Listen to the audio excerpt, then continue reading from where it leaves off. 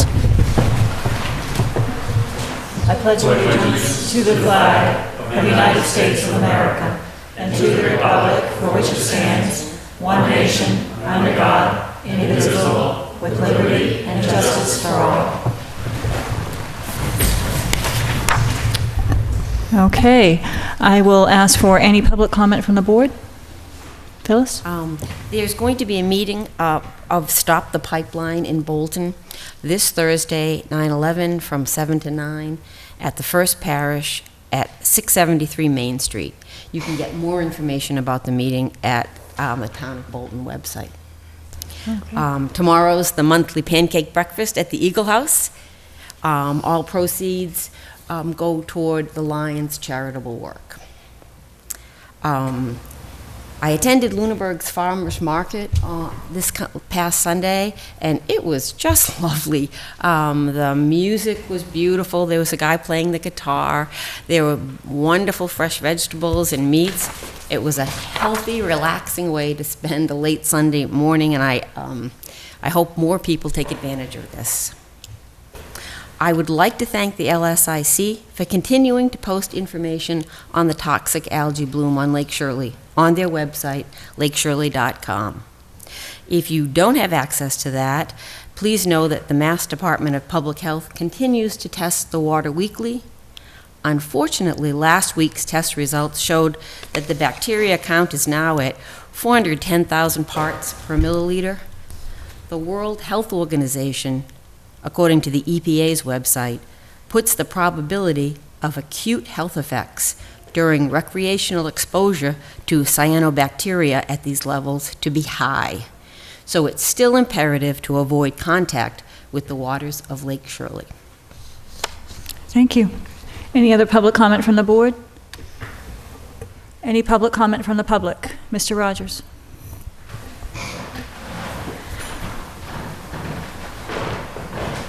Good evening, Madam Chair, members of the board.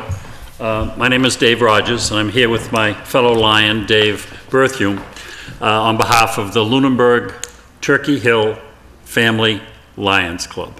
How's that? That's a mouthful.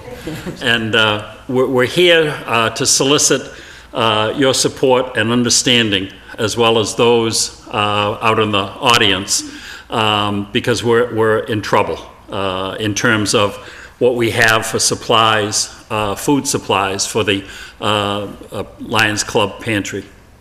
During the month of July and August, if you can believe it, and it's the truth because Dave takes copious notes, we fed 75 families in July and 85 in August.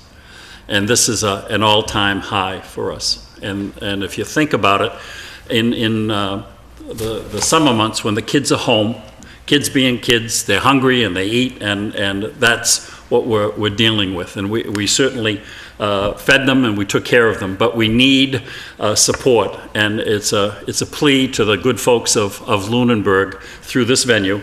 And the suggestion that we have, they can do whatever they want to do. But the suggestion that we have is that they consider buying a gift card at DeMoulas Market Basket or at Hannaford's, and that way Dave can buy pasta or pizza sauce or whatever. We did this plea one time, and we asked for vegetables. Well, we had more vegetables, but nothing else. So we need Cheerios, we need a whole bunch of things. But this way, Dave, who keeps track of all of this and does a wonderful job, will be able to mix and match and to get whatever we need. So we appreciate the opportunity to come before you and to make this plea to the good folks of Lunenburg in hopes that they will respond and to help us. And Dave, where should these folks bring the cards? The easiest way to bring the cards, there's two ways. They can drop them off at the Public Safety Building, and the person at the desk will give them to me.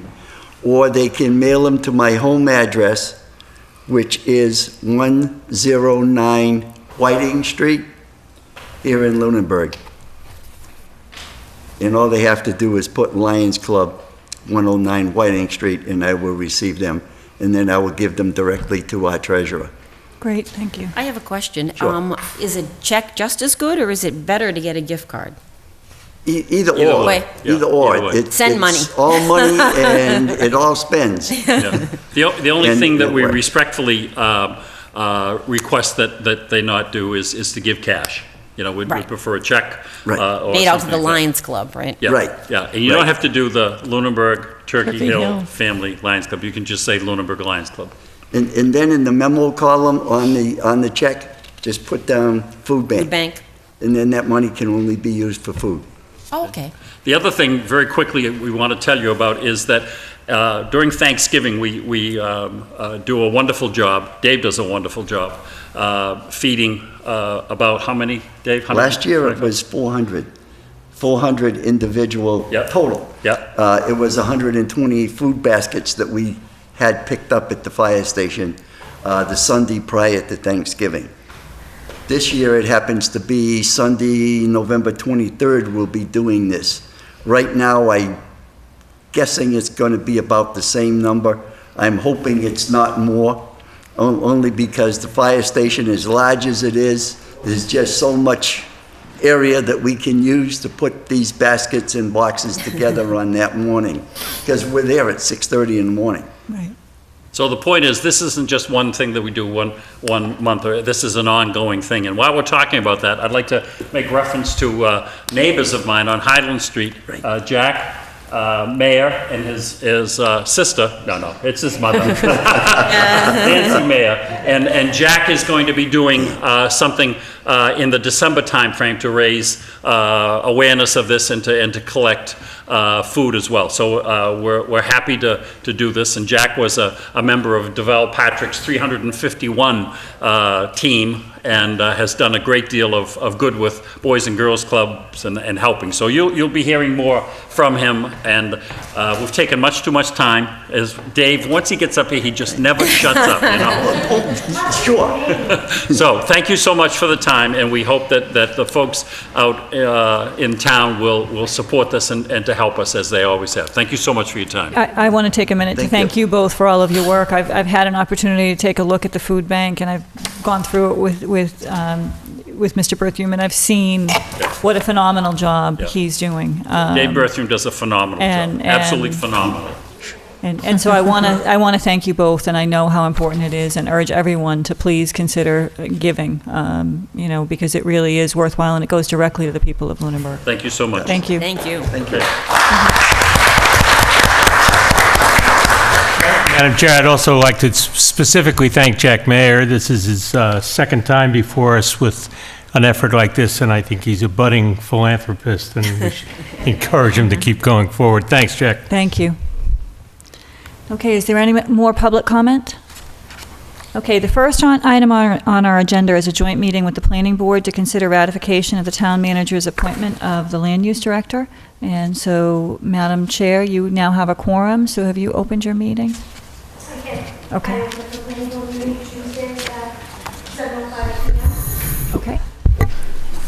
And Madam Town Manager, did you want to comment? Okay, so the item before you this evening is a request to ratify the appointment of Adam R. Burney to the position of Land Use Director.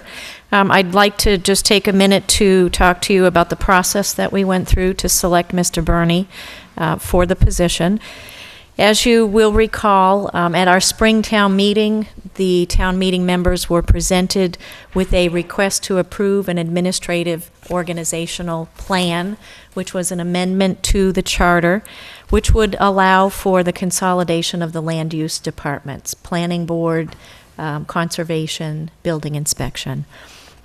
That was approved by town meeting, and we chose to move forward with the advertisement for the land use director. We advertised in May and received 18 applications. I did form a screening committee to look through, to help me with review of the applications.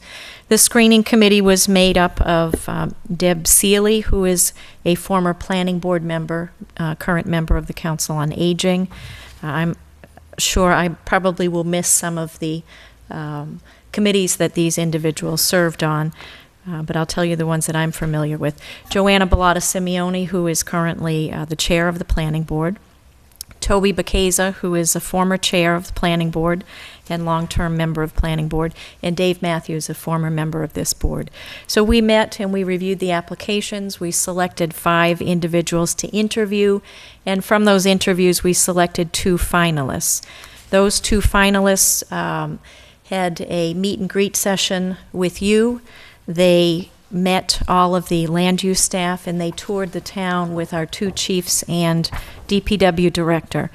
And based on all of the feedback that I received, I decided to appoint Adam Burney to the position of land use director. Adam currently serves as, just so I get this right, let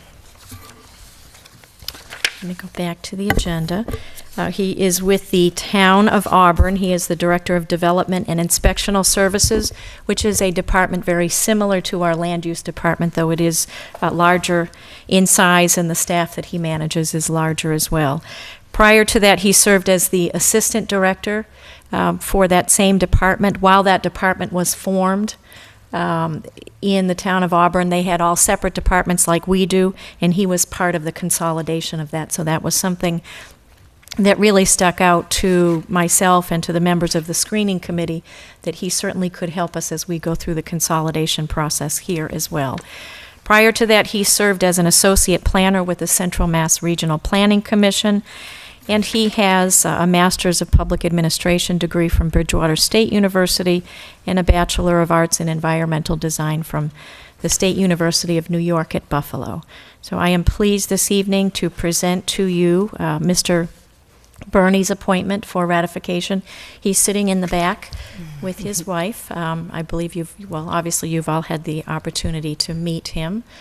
So that is the item before you this evening.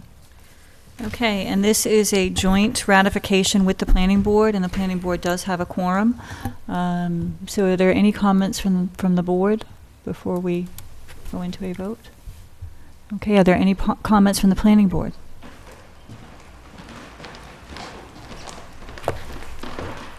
Joanna Bellotta Simeone, Chairman of the Lunenburg Planning Board.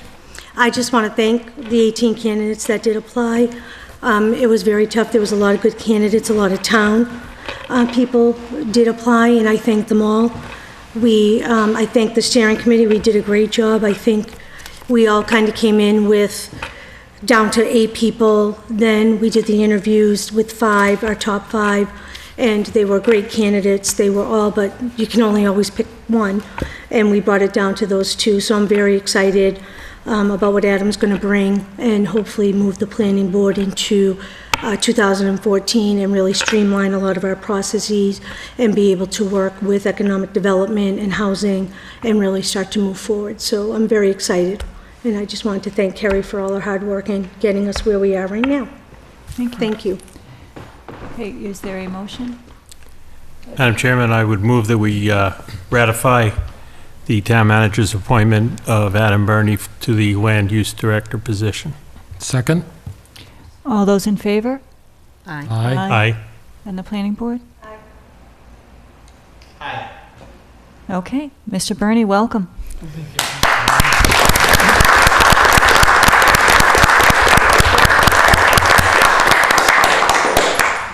Did you want to say anything? I would love to.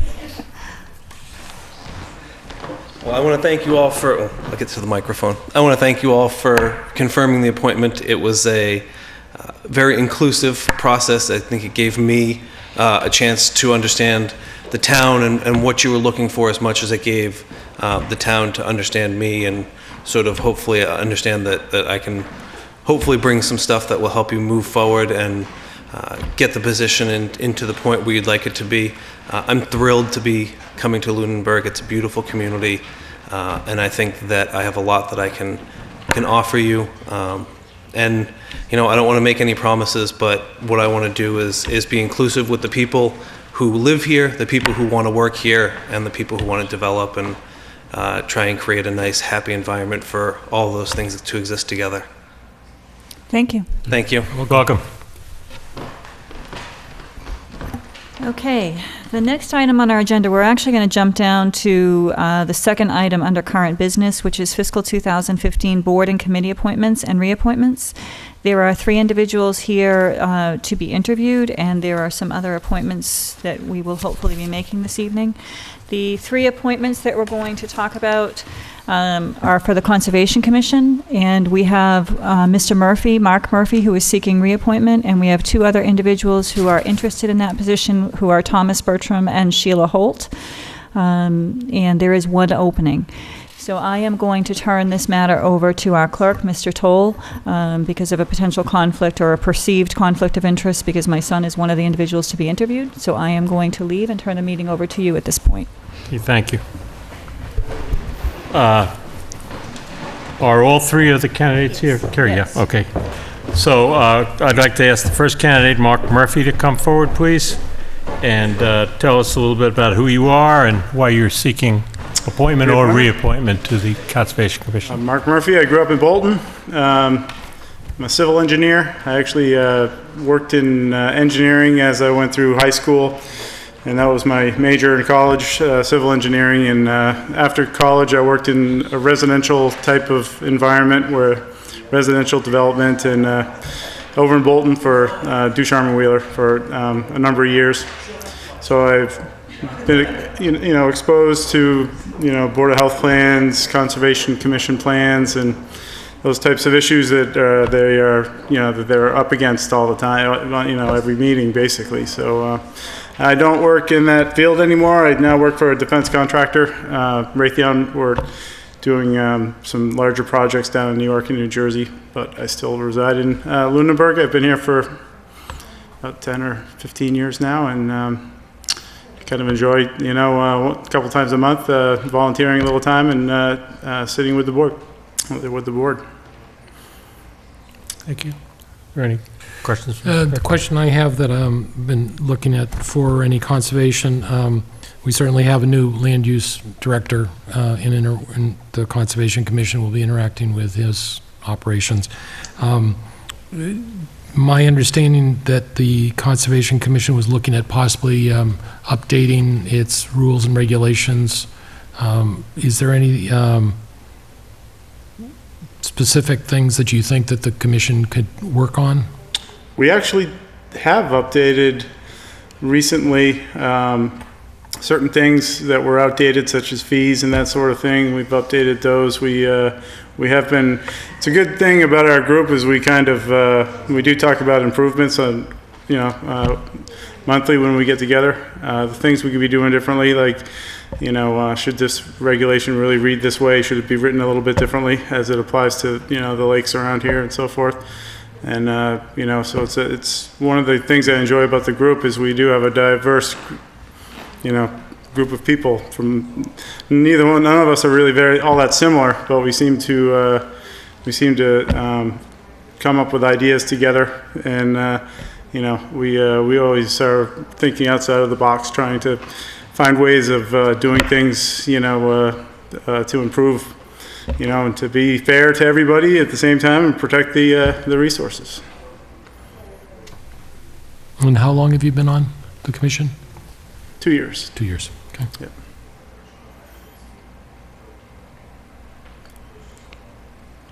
That's the only questions I have.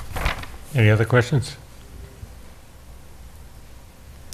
Okay, thank you so much, and thanks all the candidates for coming forward. Is Thomas Bertram here? Welcome. Could you tell us who you are and why you want to be on the Conservation Commission? All right. My name is Tom Bertram. I currently live at 433 Townsend Harbor Road in Lunenburg, and I am interested in joining the Conservation Commission. As many of you know, I grew up in Lunenburg. I think you're familiar with my mother. So I was raised on Hickory Hills Lake, and I use the conservation quite a bit. I'm out in the land. I go hiking out there. I've been kayaking out in the Cowdrey lot. I go snowshoeing, and very familiar with snowmobiling out there as a member of the Snow Riders. In the past, I've already done a significant amount of work for the Conservation Commission, in conjunction with Lunenburg Snow Riders. We've made new trails. Currently, we're working on connecting the Cowdrey lot to the small town forest. That's something that's going to be happening in the next couple months. I've also maintained many of the existing trails, especially after the ice storm we had. Go out there, cut down trees, put up signs, and we've made quite a few bridges in the past. I also put up the first beaver deceiver out in the Cowdrey lot, and we have 2 more planned. We're going to be putting them on upstream of the big bridge in the Cowdrey lot to help maintain the water flow. We've got a couple design improvements from the first one to make it a little bit prettier. So it's been interesting. Is it working? Yes, yeah, it's a way that you can control the water level without removing any of the beavers. In the Cowdrey lot, you can't trap any of the beavers out there. It's one of the restrictions to the land out there. Also in the winter, I operate the new groomer we got from a grant on the Lunenburg Snow Riders. So I drive that again through the Cowdrey lot. That's kind of my main focus since it's right behind my house. But I'm also familiar with the large town forest, the Hickory Hills land out there. We've done a lot of work out there. Small town forest, and some of the other areas in Lunenburg. I've also gone out, knocked on doors, got landowner permission, so I'm familiar with talking to people about the trails, what we're doing to improve it. So I've got a lot of experience doing that. I'm also a member of the Lake Management Group on Hickory Hills Lake. So we help with taking care of the erosion, getting rid of the weeds. Hickory Hills currently has an invasive weed, so we're looking at a lot of different ways to get rid of that. I'm trying to avoid putting chemicals in the lake.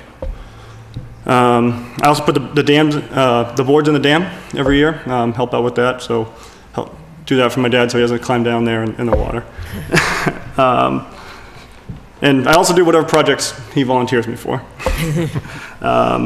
So, in the past I've done a lot of physical labor to help enjoy the land. At this point, I'm hoping to join the commission and help preserve the land that I love using. I use it a lot, and I want to get more involved with the political aspect of it. Aside from my labor contributions, I think I'd be an asset to the board. I'm relatively young. I'm interested in the community.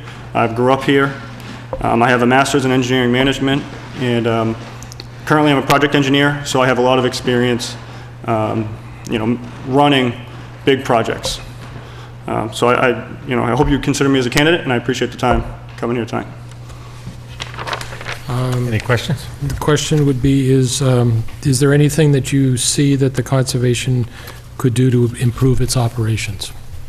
Right now, I think the conservation is doing a good job, especially with the new program they have, looking at land and actually going through and trying to acquire land. So I like that. I want to get more involved in that. I want to see preserving Lunenburg, keeping woods in Lunenburg, not necessarily developing everything. You got to have some developments, but at the same time, looking at the long-term effect of the town. So I want to get more involved in those processes. I'm not as up to date as I'd like to be, but I think having an engineering degree and a master's, I'm capable of learning those rules and regulations and getting more involved with the board once I have that opportunity. Thank you. Thanks. Thank you, and thank you for coming forward. Sheila Holt? Hi. Hi. Well, I'm a retired environmental engineer. In my career, I worked for 3 federal agencies. At one point, when I worked for Air Force Space Command, I managed 13 environmental management programs. My background is diverse. Every one of the programs that I managed or directly was involved with had an aspect of conservation. In fact, it used to be 13 environmental programs when I worked for Space Command, and now they have narrowed it down to 4 pillars, and conservation is one of the main ones. Other than that, I'd be learning quite a bit from the town of Lunenburg, I'm afraid. Not specifically educated in what's going on in conservation. When I sent in my talent sheet, I was hoping to assist and volunteer my time. I'm retired. I've got time on my hands. The environment is something I definitely believe in. I'm sitting on some property in Massachusetts that I'm hoping to be able to donate in memory of my dad, because it accesses quite a few acres of conservation land, and I'm hoping to dedicate it in memory of my father, is something I believe in. Other than that, I don't know what to tell you. Some of the programs I manage, I probably could tell you, hazardous waste management, solid waste management, recycling, stormwater, pollution prevention, that was a big one. Clean Water, Safe Drinking Water Act, I was a program manager for that.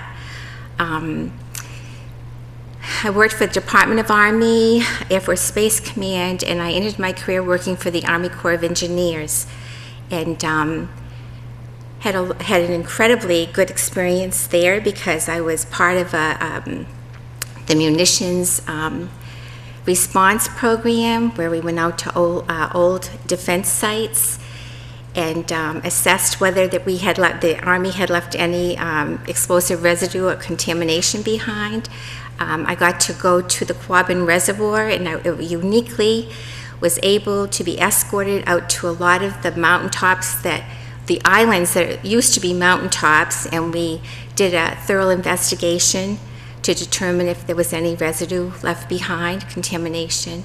I'm trying to think, because I've been retired 3 years, so I'm trying to think. This morning I had to actually print out a resume because I thought, what did I do? It's been a while. A lot of the programs are not big. There's not a lot of emphasis on them anymore, like asbestos abatement. I did a lot of that. Lead-based paint abatement, I did a lot of that. You don't hear about those things now because there's quite a handle on them. Trying to think of some of the others. Underground storage tanks. Well, that's come and gone too. So a lot of the programs I was very heavily involved with have been resolved, which is wonderful. So we don't have those kind of issues anymore. So I would like to help in conservation. And I didn't know that I was going to have competition. And I'm glad to hear that the beavers are being taken care of. Yeah. We had a beaver program at the installation where I served, and we weren't able to get a handle on them. Yeah. They overran everything. So other than that, I don't know what to tell you. Thank you. Do we have any questions? Just repeating the same question, have you had an opportunity to see the operation of the Conservation Commission, and do you have any recommendations for improvements or I have not changes? had an opportunity to oversee it.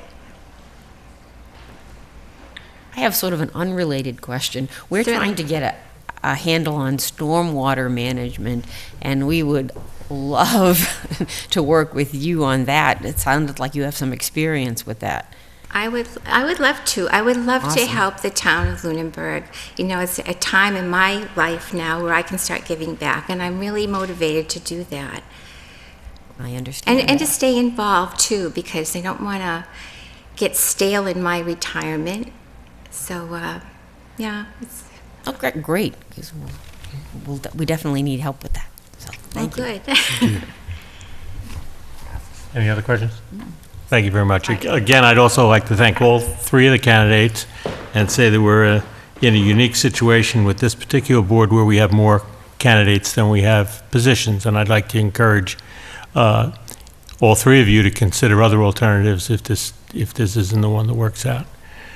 Do we have any discussion on the candidates?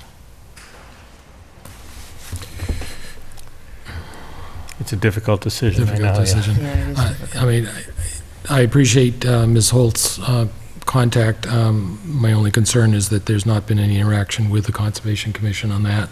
And I would hope that she would be open, as she said, to possibly the other commission that we're talking about establishing on the stormwater. And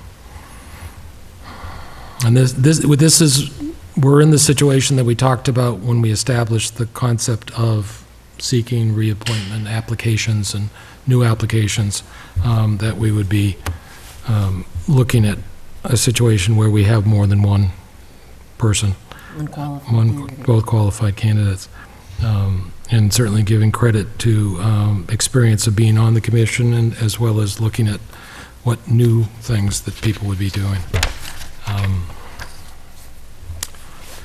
At this point, I'm leaning to Mr. Bertram with his recommended actions for some of the items that he has talked about doing.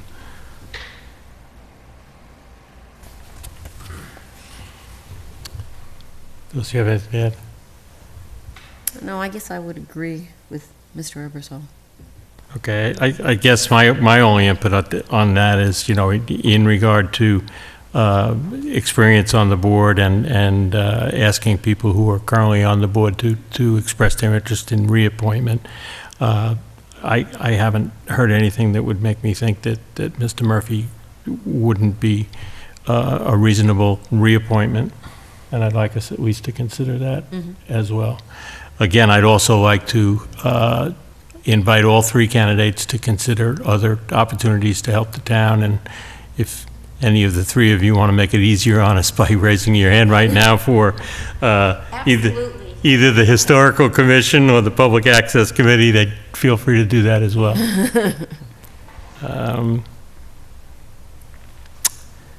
I don't know.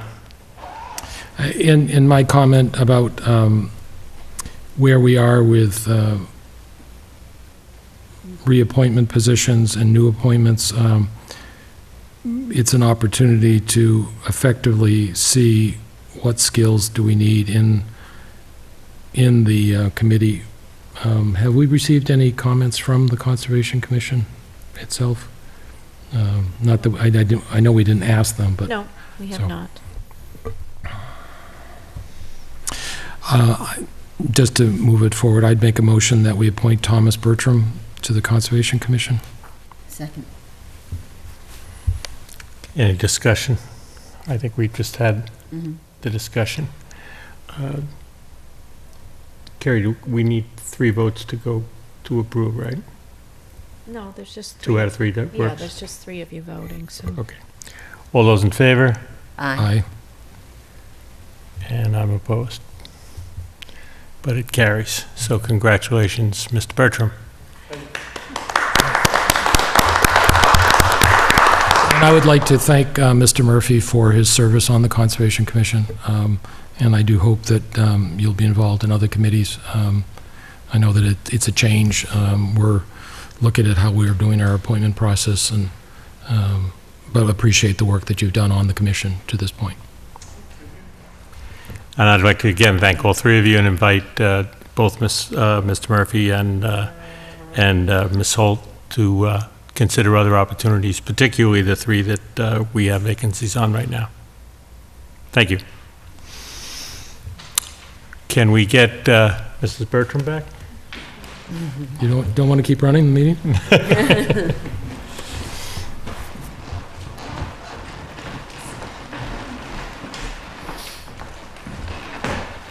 Thank you. Have a good evening. Thank you. Thank you. You connected with a solar guy. He wants to do solar on the landfill. Okay. We need to, hearing, right? Okay.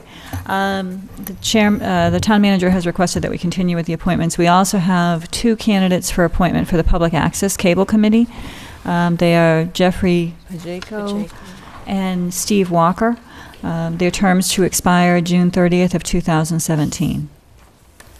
So the question that we had was, we had heard back from one, and then we were waiting to hear back from the other? Yes, and they're both, at this point, we've heard back from both of them. So we still, with this appointment, you still have 2, we'll have 2 vacancies on the committee. Okay. And I'd just like to reiterate my concern, just that, we had quorum issues with this particular group, and to start it up with just a minimum quorum, I really wish we had 5, but I don't think we should slow it down as a result of No, that. I don't think so either. You were, Carrie, you were going to look into, there was one person who There are actually 2. There's one individual that you have yet to interview that identified 4 committees he was interested in. One of them was the Public Access Cable Committee, and there's another individual that you have already interviewed that I'm going to talk to see if he would be interested in Public Access Cable Committee. Other than that, we don't have anybody who submitted forms for that particular committee. Thank you for providing that additional information. I think that it's while I'm okay with doing the appointments at this point, I know that we had said before they move forward that we would have a joint meeting with them to talk about the new bylaw that the town approved with the revisions changing the focus from operations to policy. But that this is, in order to make sure that it moves forward, that we need to quickly try to get the other two people. And if we need to get Dave McDonald or Jamie out there to twist some arms, I think that the one-on-one communication by you and other people would be good. I know that currently operations are going through you at this point. So.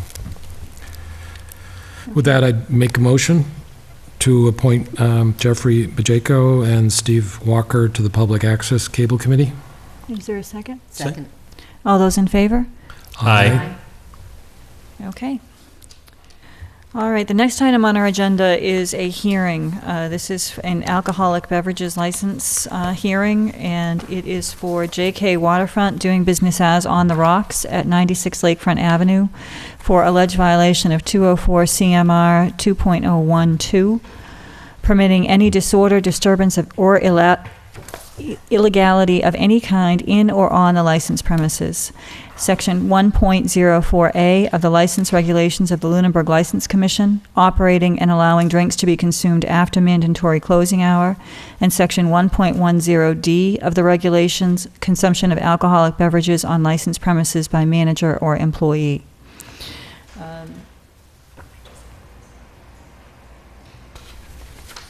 Okay. We are going to, we are going to have to swear in all those present at the hearing to take an oath. And we have, this is the oath? Yes. Okay. Before I do that, I want to just go over a section of the hearing notice. And this is to the license holder. On Tuesday, September 9th, 2014, at 7:30 p.m., the Lunenburg Board of Selectmen will hold a hearing pursuant to Mass General Law, Chapter 138, Section 23, to discuss your alcoholic beverages license for 96 Lakefront Avenue, Lunenburg. The hearing will be held in the Joseph F. Bellotta Meeting Room. The hearing will concern the May 31st, 2014 incident report filed by the Lunenburg Police Department, a true copy of which was enclosed. The report concerns events at the establishment that occurred after the mandatory closing time on May 31st. You may attend this hearing and be represented by counsel at your own expense if you wish. These allegations, if proven, may constitute violations of 204 CMR 2.012, permitting any disorder, disturbance, or illegality of any kind in or on the licensed premises, Section 1.04 of the license regulations of the Lunenburg License Commission, and Section 1.10D of the regulations. These allegations, if proven, would constitute grounds for disciplinary action, including a written warning, suspension, or revocation of the license. And I would ask any persons who will be presenting testimony this evening to the hearing to take an oath.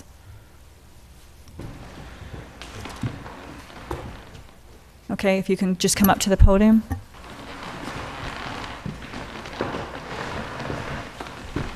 And if you could please raise your right hand and just come closer so that the mic can pick it up. If you can raise your right hand.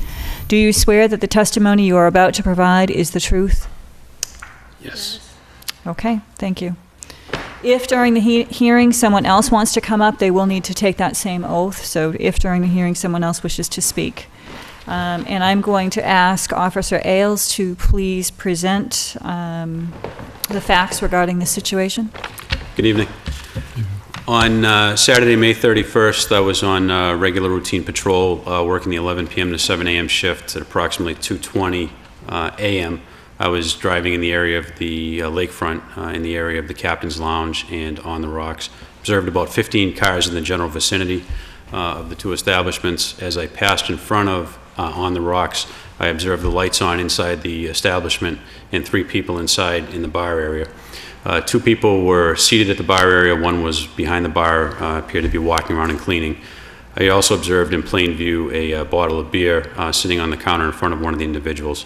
I stopped the car in front of the establishment for a few minutes in front of the windows. Nobody acknowledged the fact that I was there, potentially couldn't see me. Got up and went to the door. At that point, one of the gentlemen at the bar came over and opened the door to let me into the establishment. Second individual turned and looked as I was walking towards him and took a bottle of beer that was in front of him, pushed it over behind a Keno ticket dispenser or ticket slip holder and pulled it in front of him. I went over and asked him who he was. He stated his name was Kevin, that he was working. I moved the Keno thing out of the way, asked him if he knew he wasn't supposed to be drinking at this hour. He told me that it was his first beer of the night and he just got done working. I again asked him if he knew he wasn't supposed to be drinking in the establishment, and he again became argumentative and said it was his first beer of the night, he just got done working. As he was speaking to me, I detected a strong odor of an alcoholic beverage on his breath, observed his eyes to be bloodshot and glassy, and again he was argumentative. At that point, I identified him by his license. He gave me his license. I asked the bartender if she was aware there was someone seated at the bar drinking, and she was very hesitant to answer the question, and finally the male party just said, "It's all right, just tell him the truth." And she said, "Yeah, I know he was here drinking." The beer was half empty, the bottle was sweating, it was recently opened, and that was it. I advised them at that point in time that they needed to finish cleaning to get all the alcohol off the bar, and that I'd be filing a report with the department. Thank you. Does the license holder wish to speak? Hi, my name's Ken Ricker, co-owner of On the Rocks. We have cameras that run throughout all our establishments that are remote to our phones. We've been open for 10 years there at On the Rocks, and we've never been in front of the board for any reason. And we went in and looked at the cameras. It was 2:02 according to the cameras. And Kevin Sullivan, who was an employee of ours, was working the door since 9 o'clock. Sarah Henry, who will come up in a minute, was the bartender on duty. They had everyone out of the building at 1:40, according to the tapes. They have 20 minutes to clean up, get everything done before they do restock the coolers, do everything. Sometimes they're not out of there until 2:30. This night they get everyone out pretty early. It was really crowded. When it's really busy like that, they tend to get them out a little earlier, so it's not going past the times. Sometimes the employees will have an after-work beer. It'll be like 1:30 maybe, 1:45. This individual had a beer. It was 2 o'clock, 2:02, according to Sarah, and according to the cameras. I talked to Kevin that night. They called me right away when it happened. Sarah will come up and tell you her testimony on him. He did not have a beer before that beer because he was on camera all night working the door. I have 2 doormen on every weekend night. I don't have to. I do that for the safety of the patrons. Like I said before, we've never been in front of you for any reason. And if you'd like to ask Sarah some questions, or if Sarah wants to come up and tell you what she actually saw that night, I'm telling you what I saw via camera and speaking to my employees. But Sarah can tell you different. Can I ask you a question? Absolutely. Are you aware that it's illegal for your employees to drink alcohol on the premises? Well, when they're working, yes. No, at all. In the policies, at all. If employees can't come into our establishment and have a drink? Well, he was in your employ that evening. Yeah, So he was there as an employee, not as a patron. Yeah, and it was after hours and we closed, yeah. But that was illegal for him to have a beer, and you said that they do that,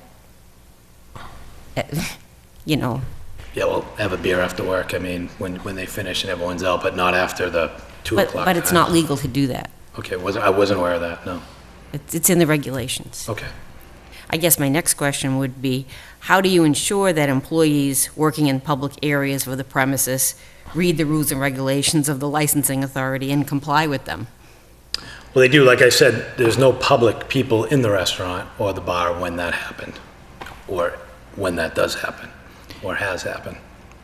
I just want to point out that the specific regulation that Mrs. Luck is referring to is that no manager or employee shall consume any alcoholic beverages while on the licensed premises, while on duty, or after the official closing hour. I understand, yeah. Well, I understand, yeah. My point was, they're off duty. But it's closed. Yeah. It's the official closing hour. Well, the official closing hour would be 2, is my point. Yeah, I understand what you're saying, but they weren't drinking, they're not drinking after 2. They're just, when everyone's out of the building and everything was done, they'd have a beer. Then everyone would go home. But if that's illegal, then they won't be doing that. But what I'm saying is, no one's in the building when they have a beer, and it's not past 2, they get everyone out usually early. They might be 10 minutes, still have a beer and go home. But if that's not, we won't do that, we can't do that. Like I said, we're a fishbowl at night, so the cops can see right in, so it's not like, we're gonna do anything, there's nowhere to go and on the rocks, it's one room and you can see it from the street, so. And- Just part of the process of any law is that we prefer that the law be enforced by the individuals that are subject to it. And I know Mrs. Luck may have a recommendation for other license holders after the meeting, but the concern is even with your looking at the camera at 2:02 when people were drinking at that point, that's still the violation. Technical, that'd be the whole concept of last call, trying to get things off so that this does not happen. Absolutely. Thank you.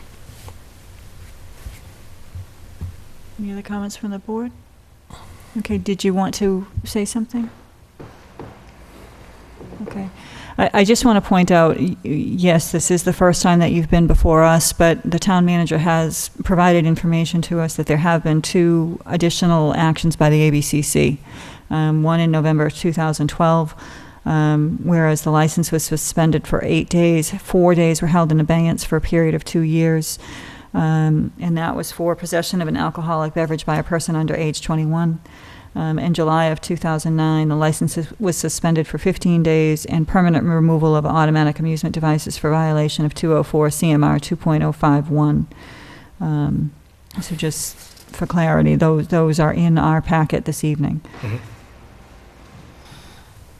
And just procedurally, Carrie, when is it that our police officers, as our agents, as a licensing agency, get involved versus the state? Well, our officers are patrolling routinely, and then agents of the ABCC can come out at any point.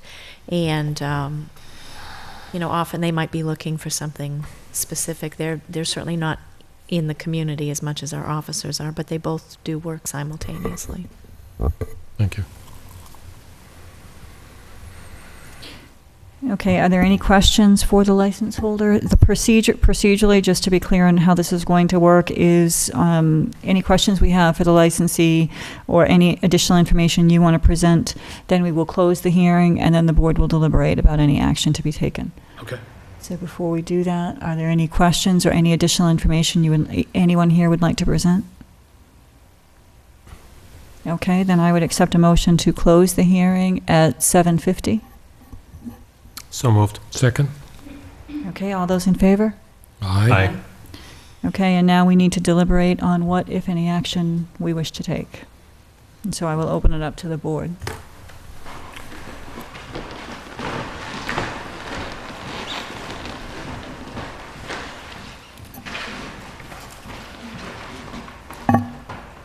So just to go over what our regulations specifically say, licensees in violation of the applicable laws of the Commonwealth, regulations of the Alcoholic Beverages Commission, and/or our regulations may be subject to the following range of discipline.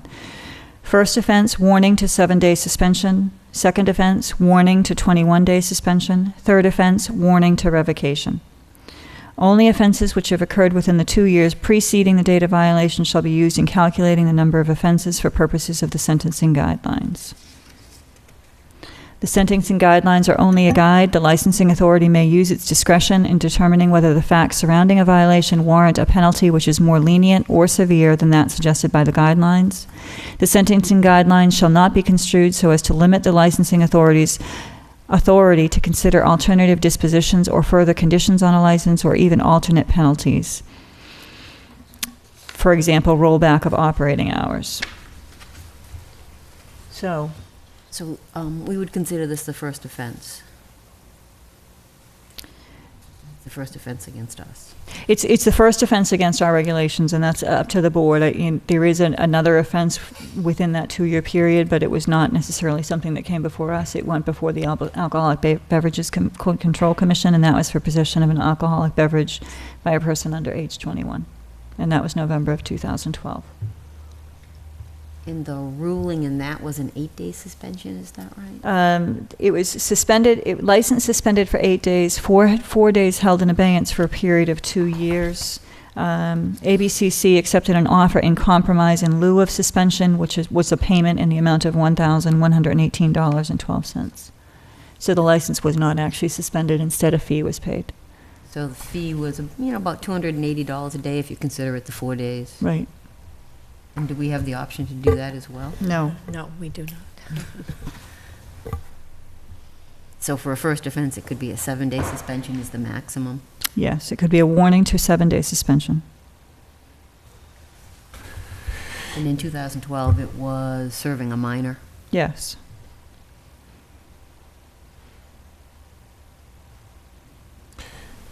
I'm trying to remember, and I can't. The other license holder that we recently had a suspension, I believe, for 2 days. Was that for 2 offenses of serving after hours? It was a 2-day suspension, and you did declare that it was a second offense. Second offense, okay. And what the offense was, serving? It was very similar. It was employees in the bar after hours consuming alcohol on the premises. It was a very similar situation. And that, just to add to that, that came to you after you had a hearing with that same license holder regarding the manager of record. Right. That the license holder, the manager of record, was incorrectly listed on renewal applications for 3 years in a row. Then you had the hearing on the after-hours activity. Right, so the first offense was actually the manager of record issue, and then the second offense was the serving of alcohol or consumption of alcohol by employees after hours. And there actually was also a patron on that premises, if I remember correctly, a friend of an employee or something. Yeah. So the rules and regulations are set up in order to make sure that people comply with the rules and regulations, as opposed to the goal of trying to penalize. So that initially, considering that this is a first offense for coming before us, in my mind, that I would be open to a warning with the added dialogue of having some sort of training. We probably can't require that, but strongly suggest the license holder do a training of their employees on the rules and regulations, because as was clear, the owner did not understand. The policy says that the employees must be made aware of the regulations. So I think we already do require that. Right, but I'm just saying is that part of my concept of the warning would be that it'd be our expectation that they report back to us with what they've actually done, because I think even the owner has learned something new about the regulations tonight too, let alone the employees. Mm-hmm. It would seem that way. Okay, is that a motion or a recommendation, Mr. Ebersol? Well, for discussion to keep going forward, I would move that we issue a warning to JK Waterfront DBA on the Rocks and ask that they train their employees and let us know when they've actually done their training. Second. Okay, is there any discussion on the motion? I just would comment that I would agree with that motion, but be clear that if there is a second offense, I would look for at least a 2-day suspension, probably more. Okay, so a motion's been made and seconded. All those in favor? Aye. Okay, so you will be getting a letter, a written warning, and asking you to please familiarize yourself and all your employees with all of the specific regulations. And I want to be clear, even though it says that no consumption while on duty or after hours, in my opinion, if they are still working, they're still on duty. There may not be a patron in the bar, but they're still on duty. So I would caution you against having employees drink on the premises when they have work that evening. Okay. And if you You want me to call Linda or make an appointment when we have that meeting done with our employees? And Yes, committee? please. Yes, please. Okay. Thank you very much for your leniency on the issue.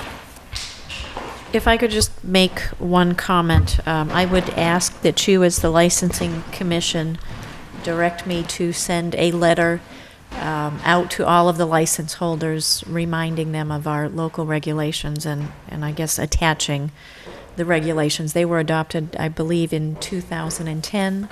They were distributed to all license holders at that time, but we don't routinely resend those out. And given the fact that in a fairly short period of time we've had 2 of these instances, I think it makes sense for the licensing commission through me to send whatever type of letter you want to call it, an advisory out to license holders so that they're aware of these The point would be for them regulations. to just follow the regulations, you know. We aren't looking to penalize anyone, we just want them to obey the law.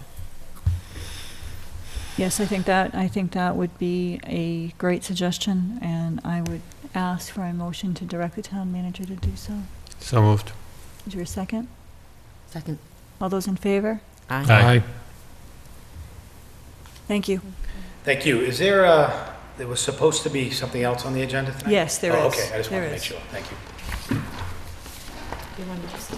Okay, and we will go ahead and take that, since you are here.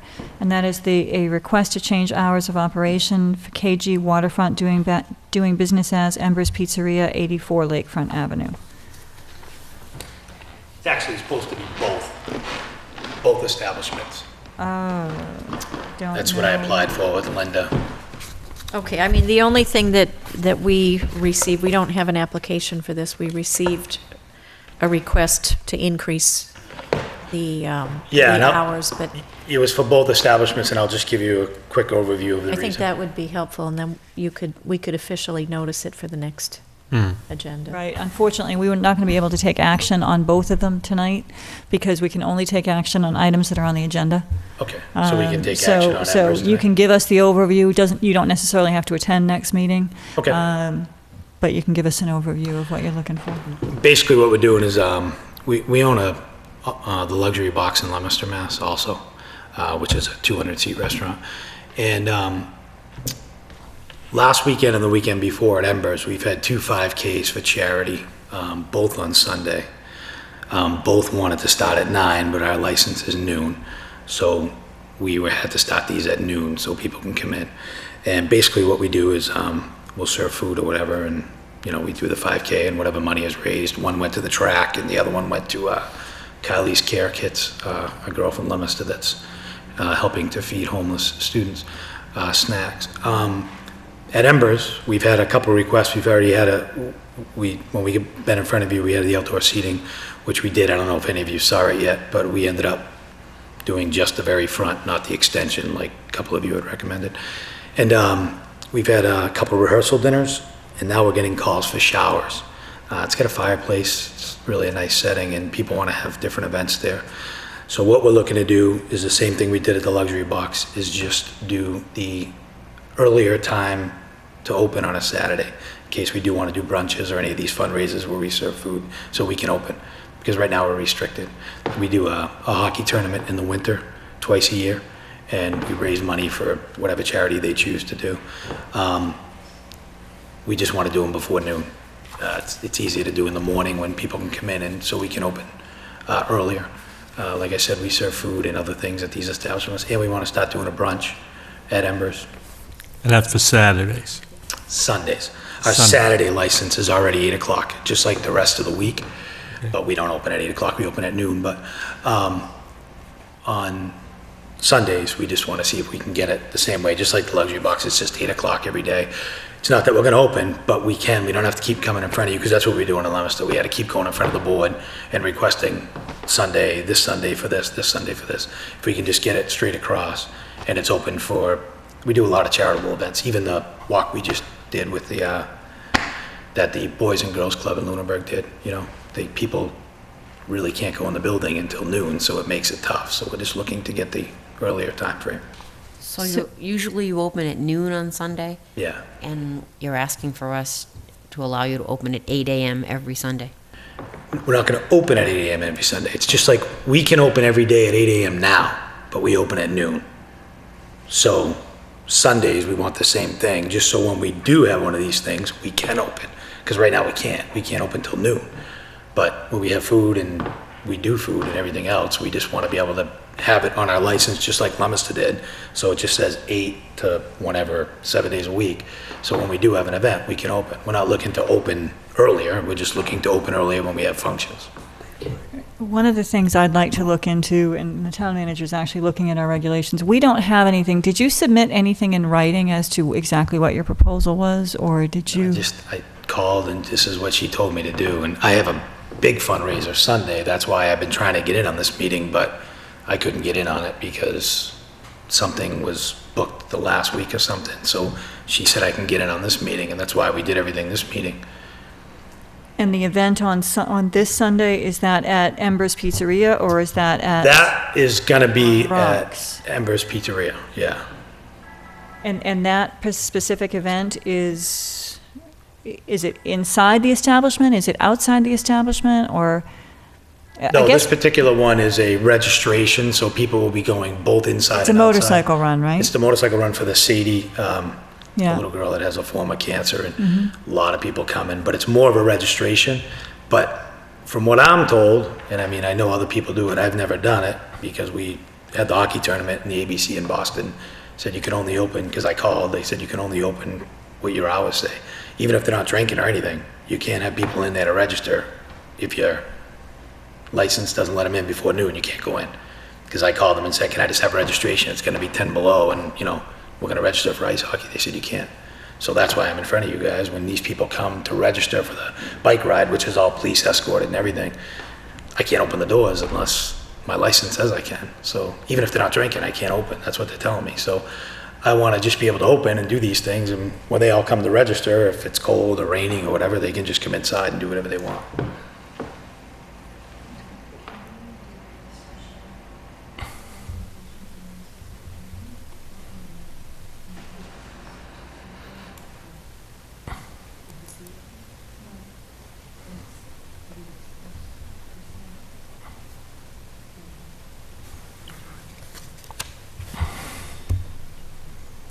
We have a little bit of an issue.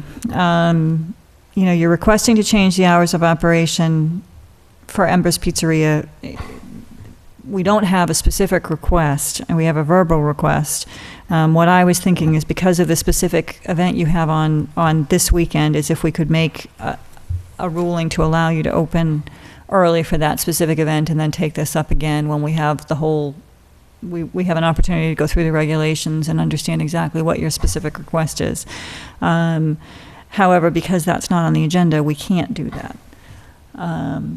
This is the problem I ran into with the outdoor seating too, and I know it's nothing to do with you guys, but why am I being told this information when I'm trying to apply for these things? Because right.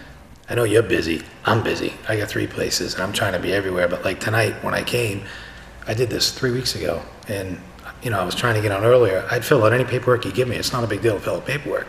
But when I come in front of you guys tonight, and you don't even know I'm here for both, because I'm trying to do both, because we have fundraisers that we're trying to line up. And, I don't have, I have a problem with it, but I don't have a problem with you. I'm just saying, I understand I'm wasting your time as much as I'm wasting mine right now, because I'm in front of you, and I would have filled out anything I could have. Just like the outdoor seating, I would have had it all done 8 months ago when I came to you originally and I submitted it to Boston, but no one's telling me the right way to do things.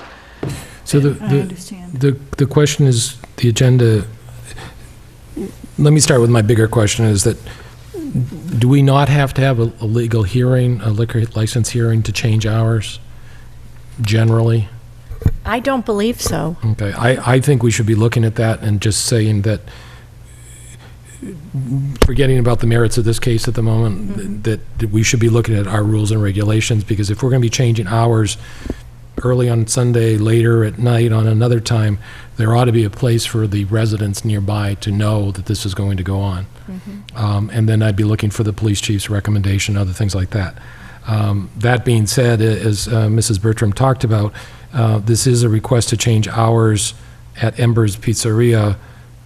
It's a pretty broad agenda item, and that if we could for this Sunday only, approve earlier licenses, I'd be okay with that, sort of like a one-day beer and wine license type of thing. But I don't know if we have the ability to change hours for a time certain as opposed to generally.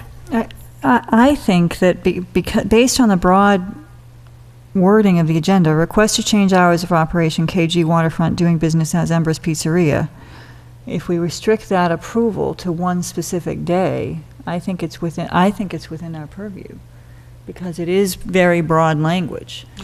Given the specific circumstances for this motorcycle run, but I will be honest with you, I have some concerns about opening establishments at 8 a.m. Without, as Mr. Ebersol said, any notification, because I think all of our hours of operation for all of our establishments are pretty standard. I think we set, and I'm looking to the town manager for clarification, I think that they all coincide with the same opening and closing time. I believe they do, but without reviewing them, I can't You tell can't you promise that us. they do. No. Do you have a copy of the liquor license? Of your- I think we're 8 o'clock in the morning now, Monday through Saturday. Right. You know, I can get that file. I just have the On the Rocks file with me. If you would like me to The get other the question file, I is, can do that. is there a state law about not serving alcohol before a certain time on Sunday that recently got changed from noon to 10? Or that was, Well, I can't imagine there would be, only because Leominster just did it, because I do showers. And we have a function room there, we do showers. We had one Sunday, and it's 8 o'clock, 7 days a week, the way they did it. And you could serve alcohol. Oh, yeah. Whenever you're open, you On can a serve Sunday. alcohol. Yeah, you can't open if you can't serve alcohol. yeah, so I'm concerned about whether we can legally do it. Whether Leominster does it or not, we have to look at what we think is the right Oh, way to do absolutely. it. No, I don't want you to. And the other, excuse me, the other thing is that while you're talking about doing it for charity and runs and things like that, once we give a liquor license for a time, there is no restriction on what it's going to be. You could have a full bar going at 8 o'clock in the morning. I'm not saying we wouldn't do that, but I believe there needs to be a process by which we decide. It's like zoning land. You don't zone the developer, we don't, it's not your license, although you're part of it. It's the property. At 8 o'clock in the morning, anybody could go in there. So 100% understand. But I will say, for 10 years, we've had an 8 o'clock in the morning license, and we open at noon for 10 years. We don't open early any day of the week.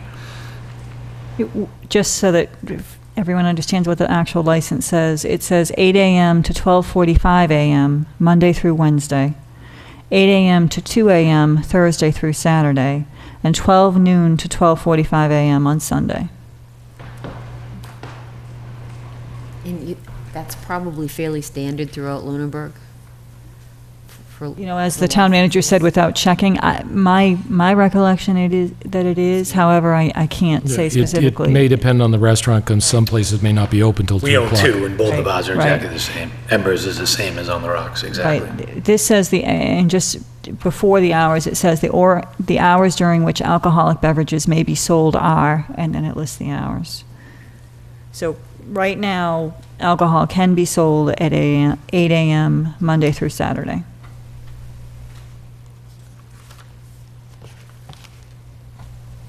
Most fundraisers fall on a Sunday. That's the reason why we're doing this. If we could just do it on a Saturday, it would be simple. But most people have Sundays off, so we tend to throw them on Sundays because everyone's off. And showers and everything else that we do. Now, the motorcycle event for this weekend, is that Saturday or Sunday? That's Sunday, yeah. That's That is why Sunday. we came, yeah. I would make a motion that we approve the change of hours for KJ Waterfront DBA Embers Pizzeria 84 Waterfront Avenue to 8 a.m. for September 13th, I think. Sunday, September 14th, 2014. Is there a second? Second. Any discussion on the motion? All those in favor? Aye. Okay, so you're all set for this Sunday. I understand, yep. But I do think that we need to, if you can submit a letter outlining what it is that you're looking for, specifically for Embers and for On the Rocks. So we have a formal request for the file. And we would like to do some research on what our other license holders' restrictions are. And we also want to check into the Mass General laws regarding alcohol consumption on Sundays. Okay, So we are going to have to table this for another agenda. okay. But you are set for This week. this weekend. If there's anything else that happens before we actually take action, the concept would be that we would do it on a one-by-one basis until we get the whole process figured out for Okay. us.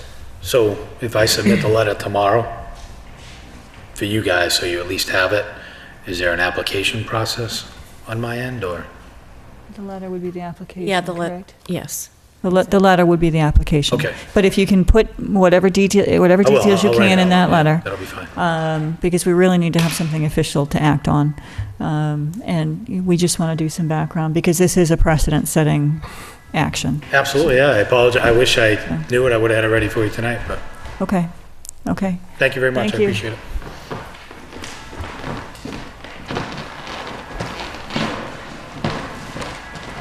Okay, I apologize for the delay. Under current business, we're on item agenda number 1, and that is an update on the municipal electric aggregation plan with the Colonial Power Group. So we had talked just briefly last week about the fact that our next renewal period for the plan is December 1st, and that we should anticipate a renewal that is significantly higher than what we have right now.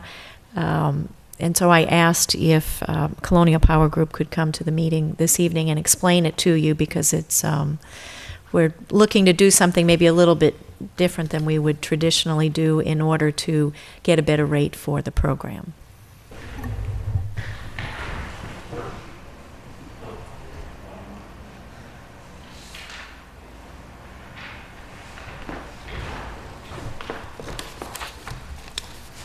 Thank you very much for having us here tonight.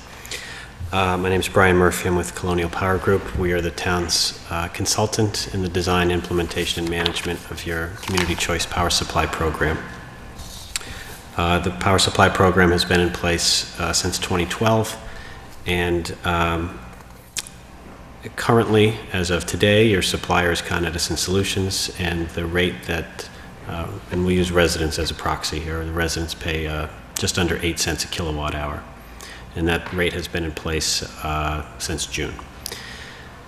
I've given you a graph here to show you what the New England electricity market looks like, and what you can see quite clearly is a series of sharp spikes each winter, starting with the winter of 2013, and obviously last winter seeing an incredible peak, upwards of $170 a megawatt hour. This upcoming winter is projected in the light blue line that's just about in the middle of that graph. And so the upshot for this, and the reason that we wanted to show you this, is that there's incredible rate hikes coming this winter, whether people receive power from their utility or unless they had locked in fixed pricing a long time ago. Even competitive suppliers like Con Edison Solutions are forced to buy power at this price and pass it on to their customers. So what we've recommended to Ms. Bidell is that the town execute a one-year contract that takes away the pain this winter. So it sort of chops off the top of that mountain that you're looking at. And that's going to help mitigate a significant increase. We expect utility rates to be north of 13 cents a kilowatt hour. In fact, straight pricing that we obtained yesterday showed pricing about 16 cents a kilowatt hour. So it's in some cases more than double what folks are paying now. And I can talk extensively about the reasons why this is, if you want. But what we're mainly interested in letting you know is that we're working with Ms. Bidell to try to find a way, as I said, to mitigate the financial pain that's coming this winter. So whether you have Unitil as your default service provider or Con Edison Solutions like the town does, there's significant rate hikes that are coming, and the good news is the town has a program that gives them the flexibility to do just what we're suggesting.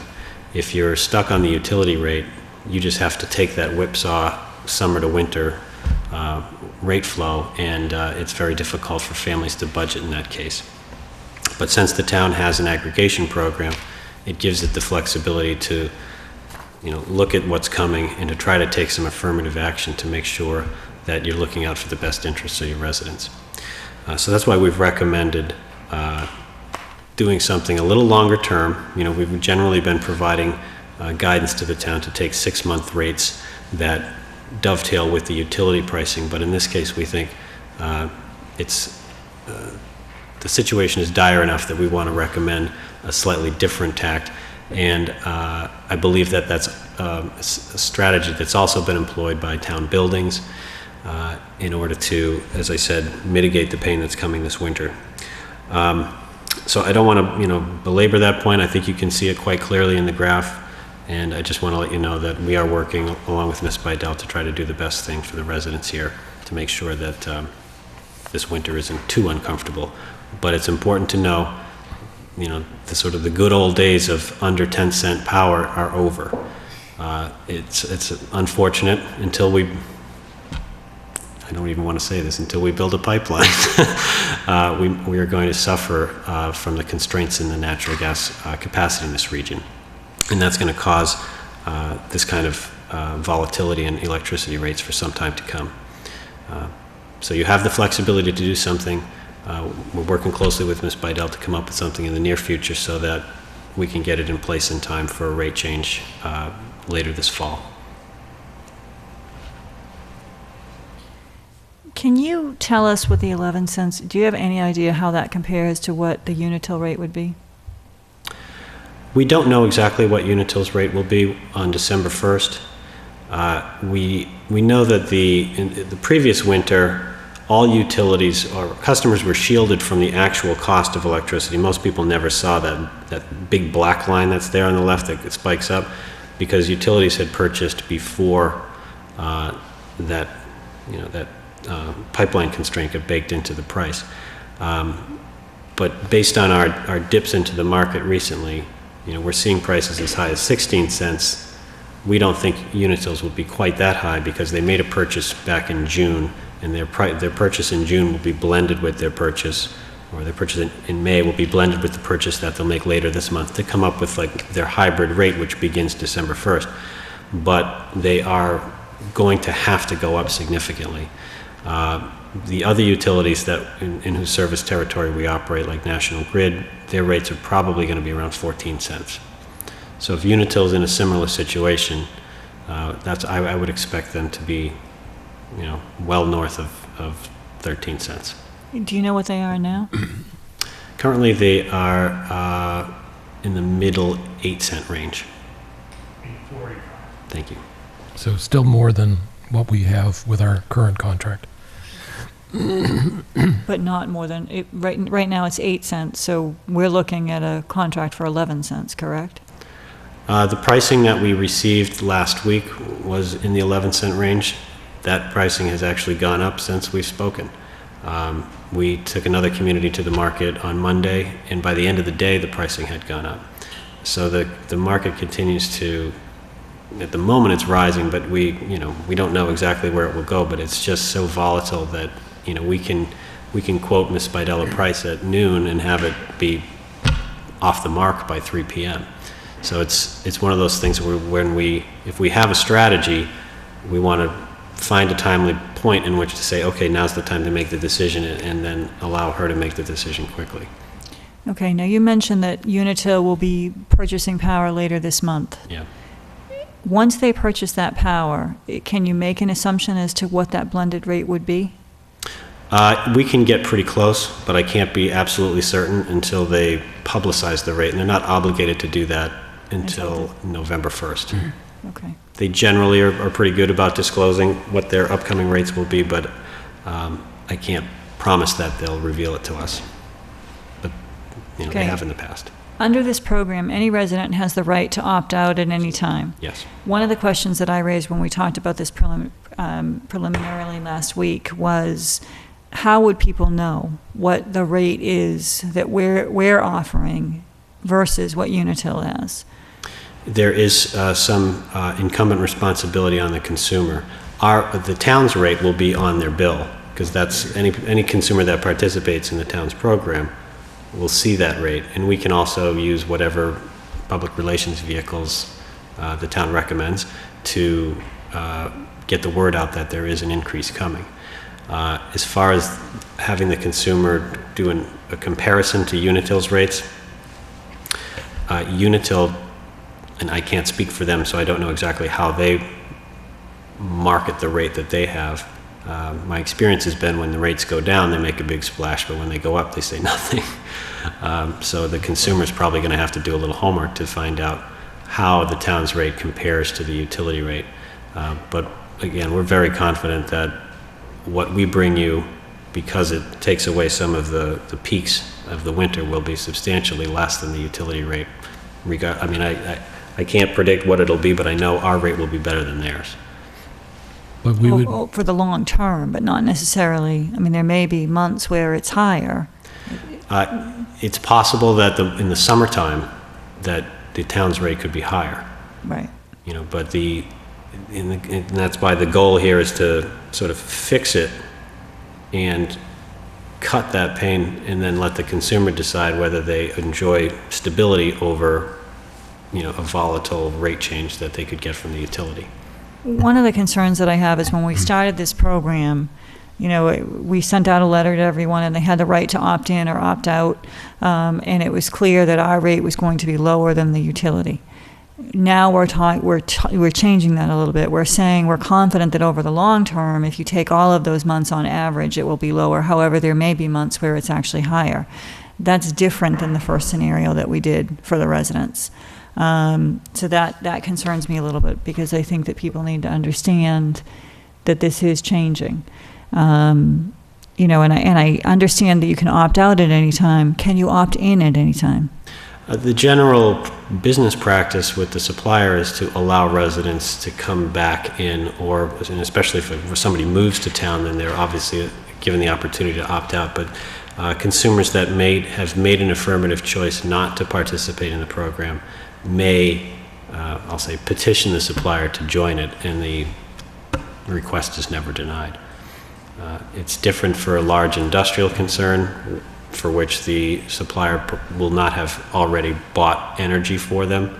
So it's difficult the contract allows them to say, you can join, but at this market rate instead of at the aggregation rate. But for residents, they're generally happy to have individual residents come back to the program. so the question I would have, to echo Mrs. Bertram's comments, is it your projection that smoothing the rate would mean that over the entire 12-month period that a homeowner should save compared to staying with the market of high than lower? Yes.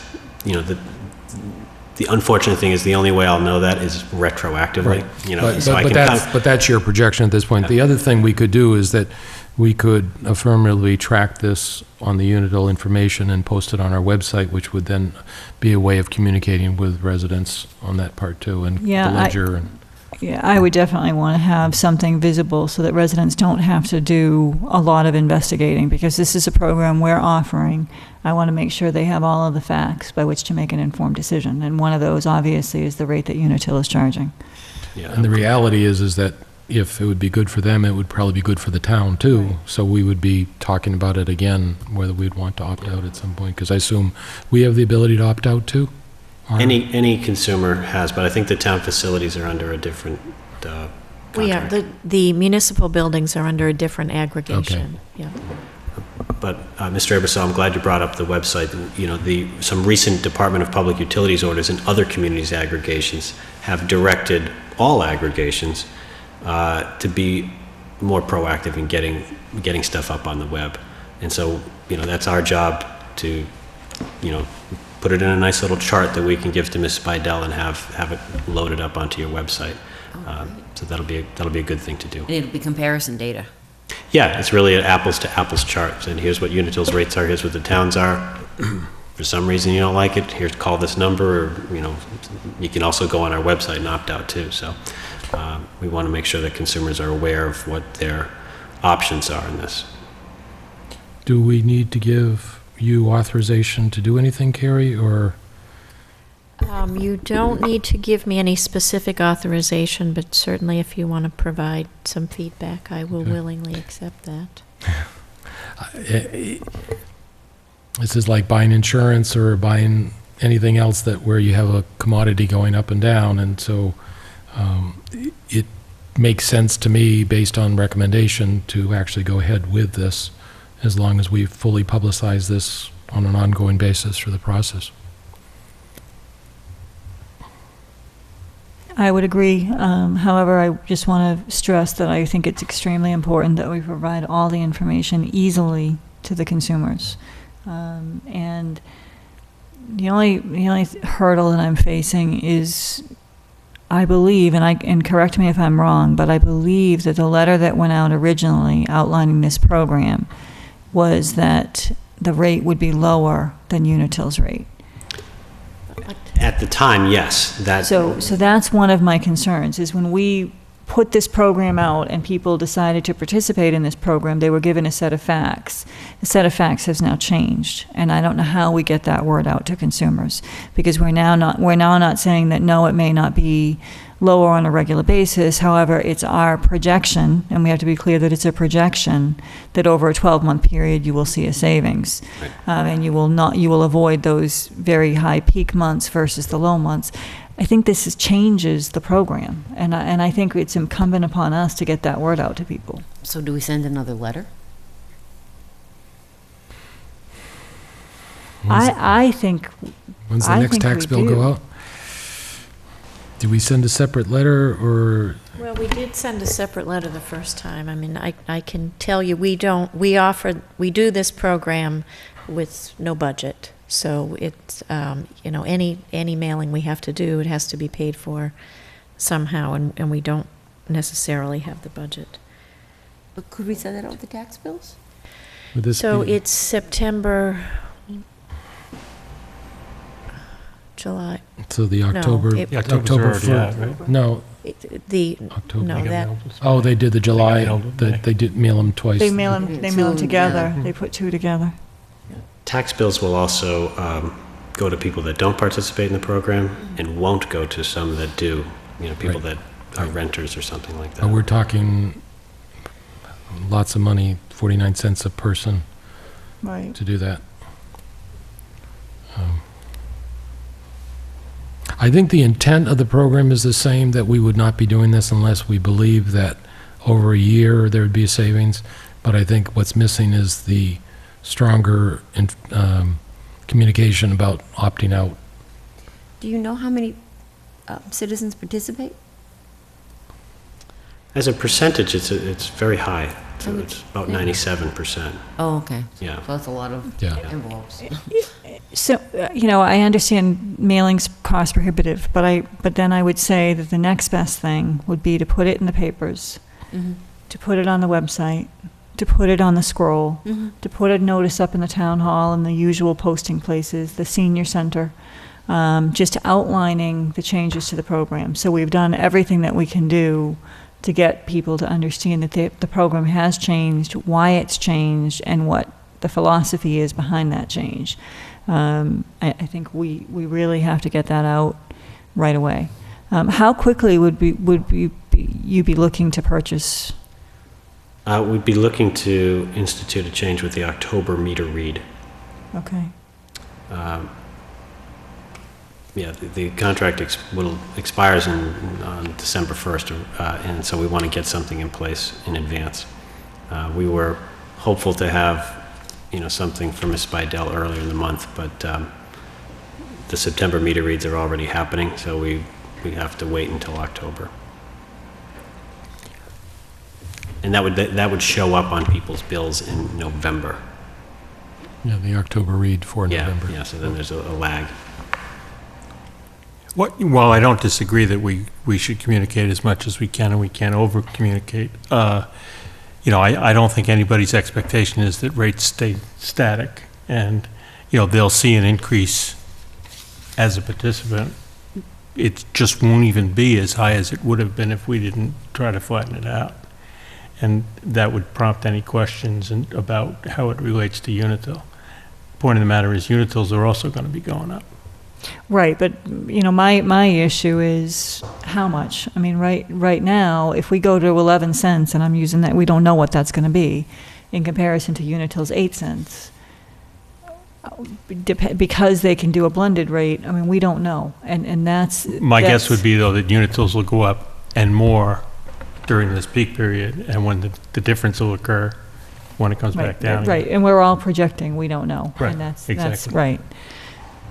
So I just, I would urge that we do everything we can to get this out in the public to understand what the changes are, why the changes are, because I think it is very different than what the original letter went out.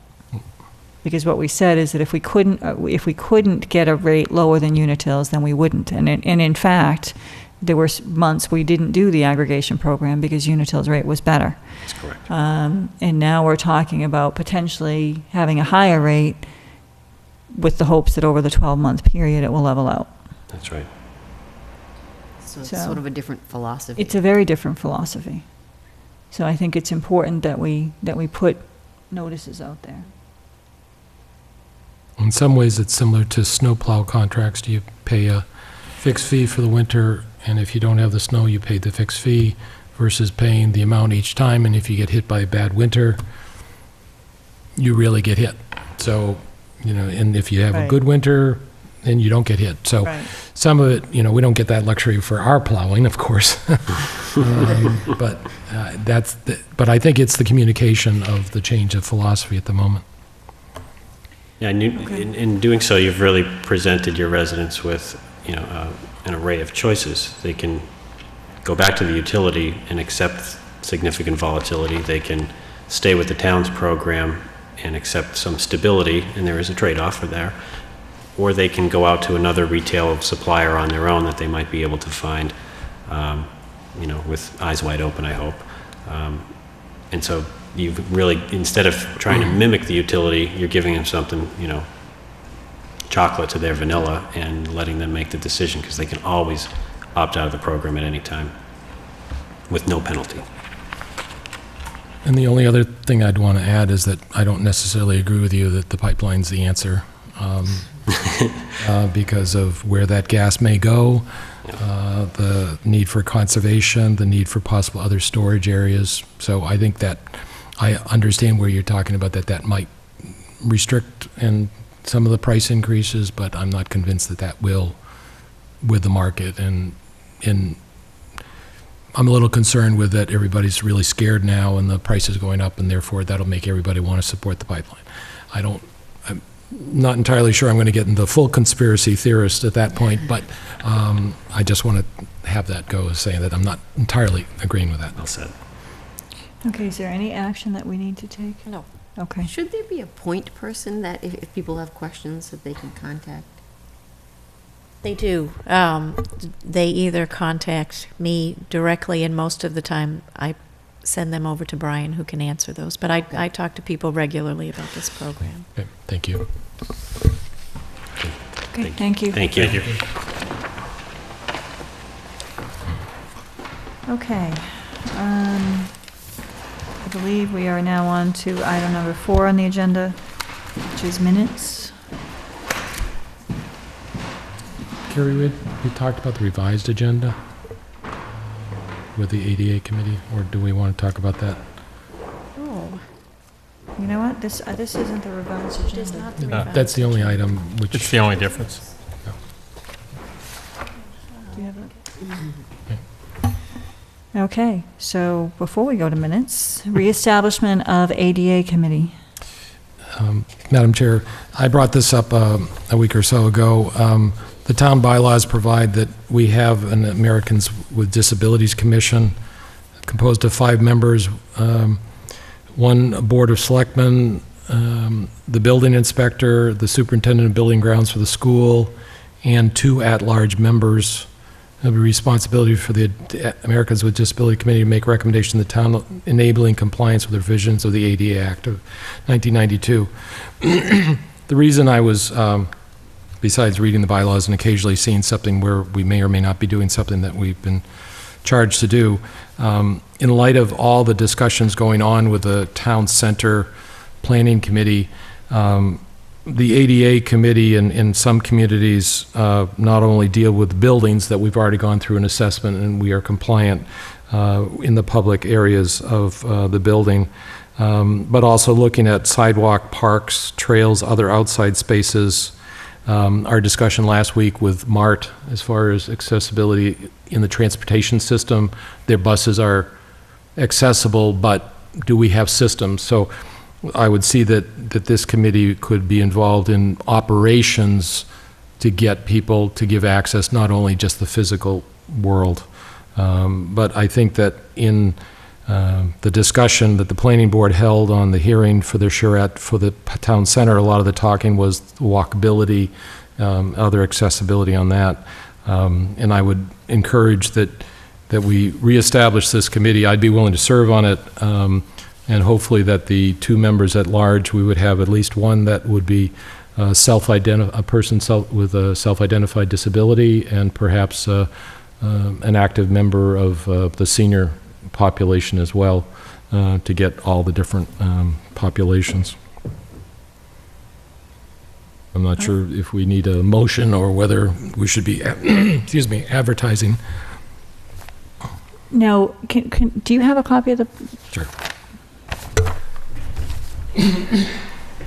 Maybe if I could, I spent a short amount of time, and I talked to some staff members because the ADA committee has not been in existence since I've been here, and the two staff members I talked to were not sure that they could remember when we last had the committee. The part of the bylaw was read, and it was established when to work on the implementation of the Americans with Disabilities Act of 1993. Right.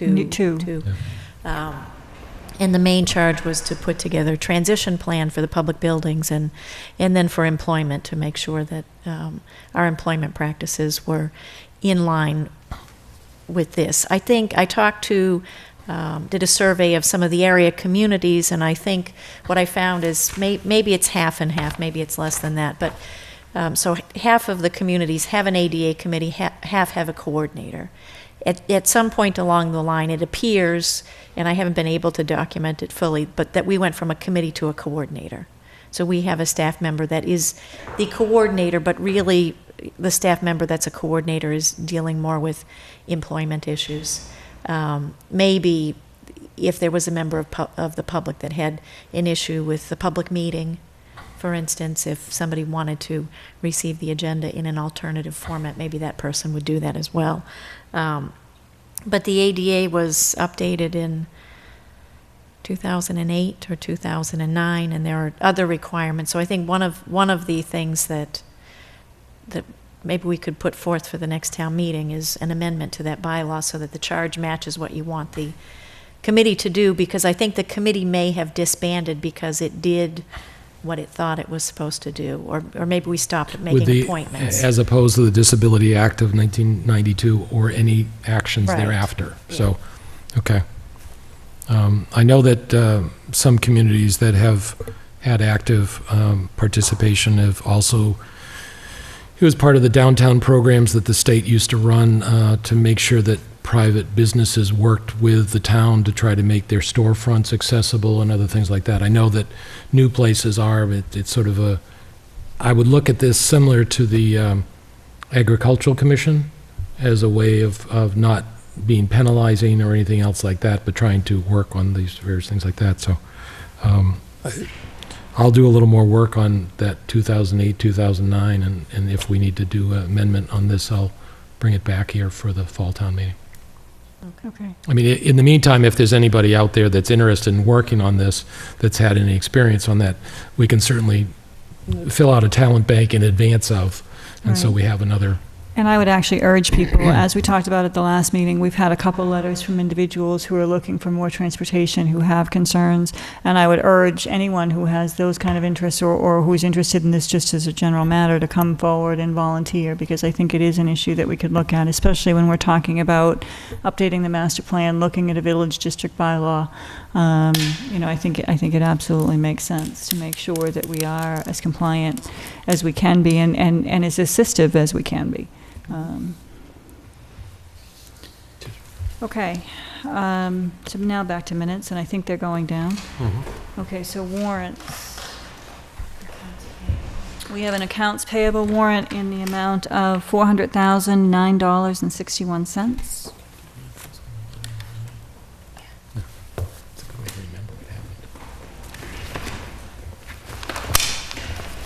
And we have a payroll warrant in the amount of $665,194.11. Payroll deduction warrant in the amount of $507,313.11. Lots of 11 cents. Lucky number. Okay, action file issues. Okay, I do want to bring up one issue that I should have read as an announcement and I missed it. And that is that regards to the pipeline. Representative Benson has been invited to a homeowners meeting to discuss the pipeline on Wednesday, September 24th at 7 p.m. at the Pepperell Senior Center. She will be attending. The organizer of the meeting has asked to make sure all Lunenburg officials and residents are invited as well. The homeowners group has 2 speakers planned for the event and expects standing room only. The group is hoping to make the meeting an open forum where communities can learn more about the pipeline and its impact from a variety of sources.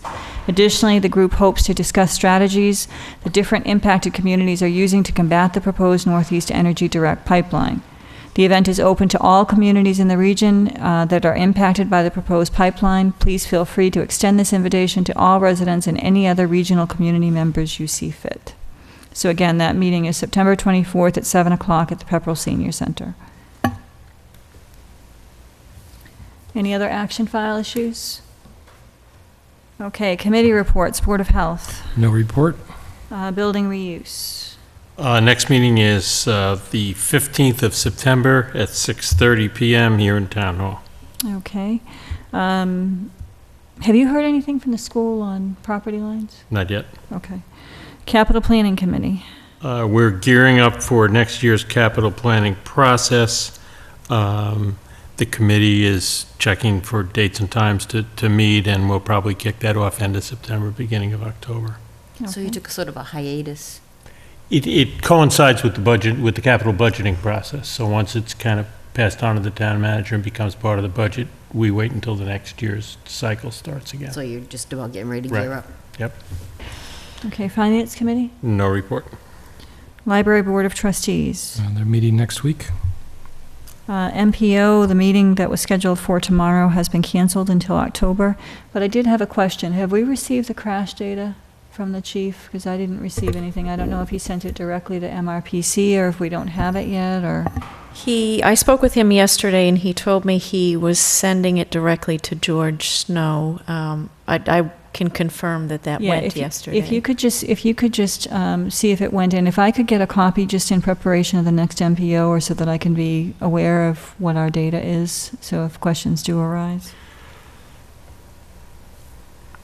Okay, Planning Board. I was not able to attend last night's meeting, but I did have an opportunity this afternoon to watch it on YouTube.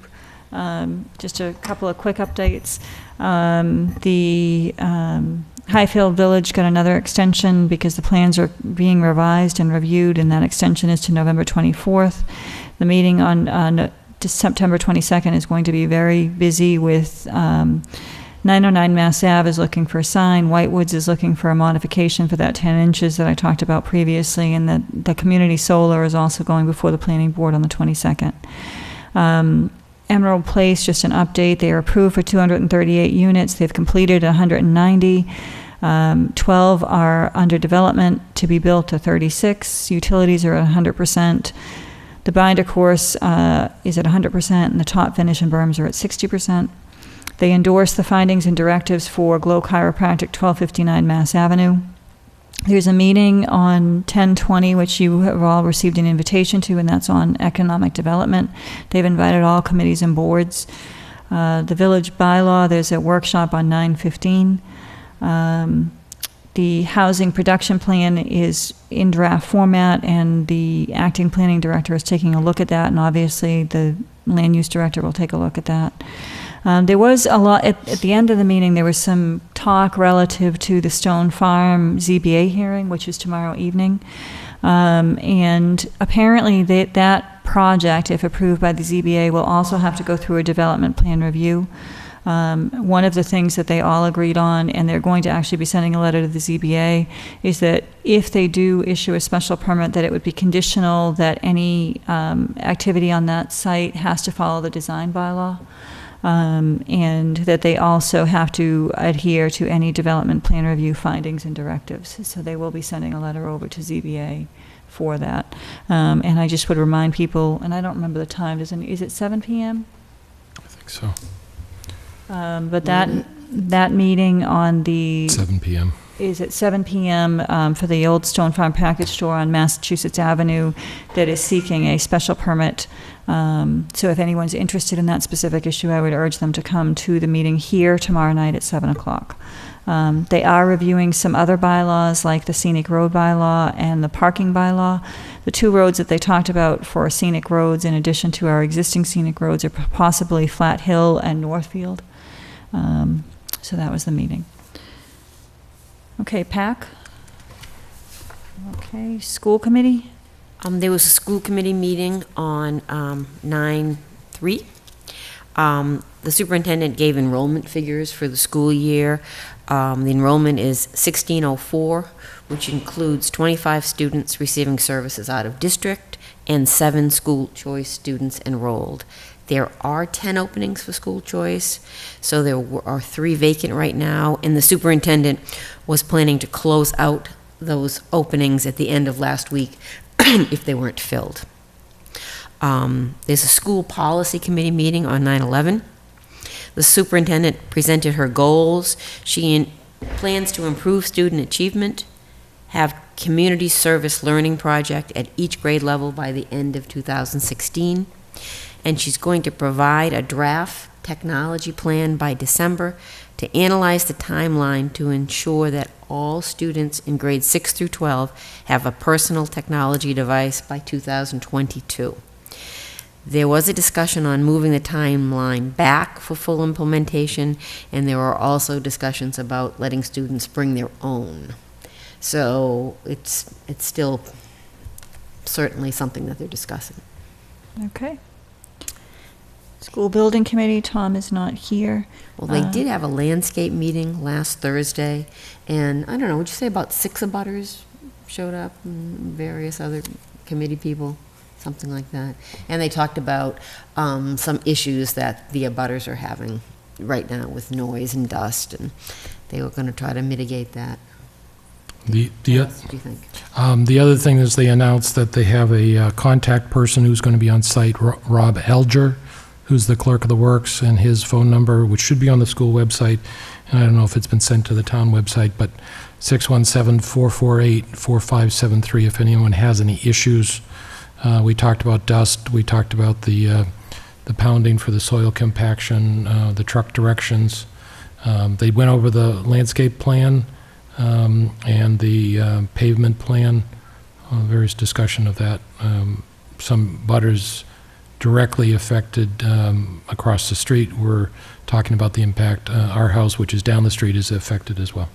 So that was shared with them. They were also talking about trying to do some things with traffic to make the roads safer when the kids from Turkey Hill walk down from Turkey Hill to the library and the teen center. And yeah, they used to cut through, and now you can't. So they, okay. I guess they wanted to bring something before us to try to put more something sort of like the Townsend Harbor, where there are more stop signs, and just trying to slow people down over there. Okay. Discussion about that. And so we don't have an update yet on, they were looking for more information from MSBA about releasing the Turkey Hill That didn't come up at all. Or the property line, or parking for patios. Can we get an update? Can we request an update? I know Tom said that he was working on it. And I'm looking for an update at the building reuse group as well. Okay, because I just, as this drags on, the planning board is working diligently on a village district bylaw that we can't bring forward until we know what the confines of the village district are going to be. Yeah, that topic didn't come up at the school committee meeting. So, I just, If we can get an update, that would be great. The school building committee is meeting tomorrow evening Okay, at TCP at 6:30. okay. Sewer Commission? No report? Okay, town manager reports? I don't have any reports. I do have an ABCC, an application, Form 43, to be signed. This is, This is for again, kebab- something you This is for Kebabalicious? approved, and there was yet another change that the ABCC requested on the form. Again? This is the third time, okay. Only three? This is a third time's a charm, right? Okay, so you don't have anything else? I don't know. Okay. Yeah, I will. Is there any public comment from the board? The only other question I have as relates to the liquor license hearing that we had earlier, that when the ABC takes action, I don't know on any of our license holders whether that comes to us in a notice or whether that's in the action folder.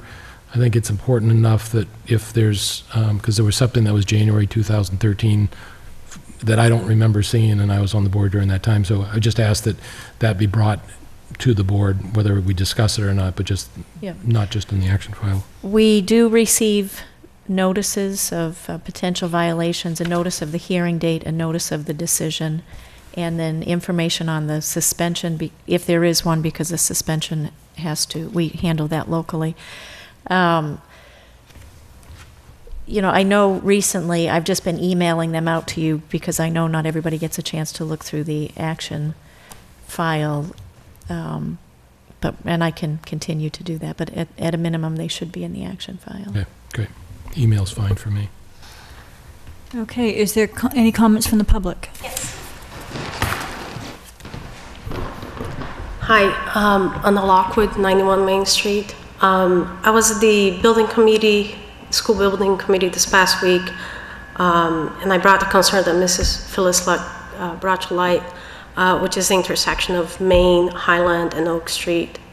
And with that, the concern that I have is that it's a crosswalk, that it's heavily used by students, but it's also used by a lot of, we have a lot of runners that, run the town center, and people throughout the day that, enjoy the town center. The problem with the crosswalk, it's in a hidden spot. So most of the traffic comes from Highland, and they hit the lower part of the pond, and then they start going up the hill a little bit, and then there's a curve. And with the added traffic now from the construction site, kind of has, showed that it's even more dangerous now. And with the school having an outlet on the Oak Ave, is going to make it even more dangerous of a crosswalk. I know the chief of police is working on trying to have a stop sign installed on the Oak Ave side, but the main concern that I have is really traffic coming from Highland. And I know this is, I feel it's a problem that needs to be, it's an issue that we should try to have a foresight and be proactive on trying to slow down traffic coming from Highland and through the town center before something, not good happens on that crosswalk. And I know, maybe it might be a fall into the capital planning. It's definitely something that I think, I appreciate the chief of police trying to get a stop sign there, but I do think that it's something that, we need a bigger plan, a larger plan, maybe something Mr. Ebersol mentioned, maybe something like they did on Malpas. So anyway, so my hope is to start talking about it enough where we have, different boards talking about it and maybe getting an action plan in place. Now, we're gonna start looking at budgets and for the next town meeting in the spring. So maybe this is a good time to start talking about, see if we can do something. We'll definitely have more cars coming now from Oak Ave. We'll definitely have more students coming. The superintendent she did address the issue. She said she would be talking with the Turkey Hill Middle School principal in order to remind the students that they have access to a bus that will drive them to the teen center. But I think, beyond the school, it's something that we should look at as a town and try to take an action. So I asked the selectmen if they could, put that in their agenda at some point to talk about it, see if you guys are going to recommend some planning, maybe some study. Maybe the school building committee have done a traffic study that will have some data already available that we don't have to pay for. Maybe bring it into the capital planning. I'm not sure that is a straightforward path, but I think the selectmen would be the correct board to try to bring this into, an action plan, create an action plan for it. So. Thank you for coming forward, and I would agree. Can we put this on a future agenda and get an update from the chief of police as well as our Jack Rodoquins and their thoughts and feedback? We can. I can tell you, and I mentioned at the abutters meeting the other night that the chief has put forward a request for a stop sign at that location. It's not going to maybe not address the full extent of the problem.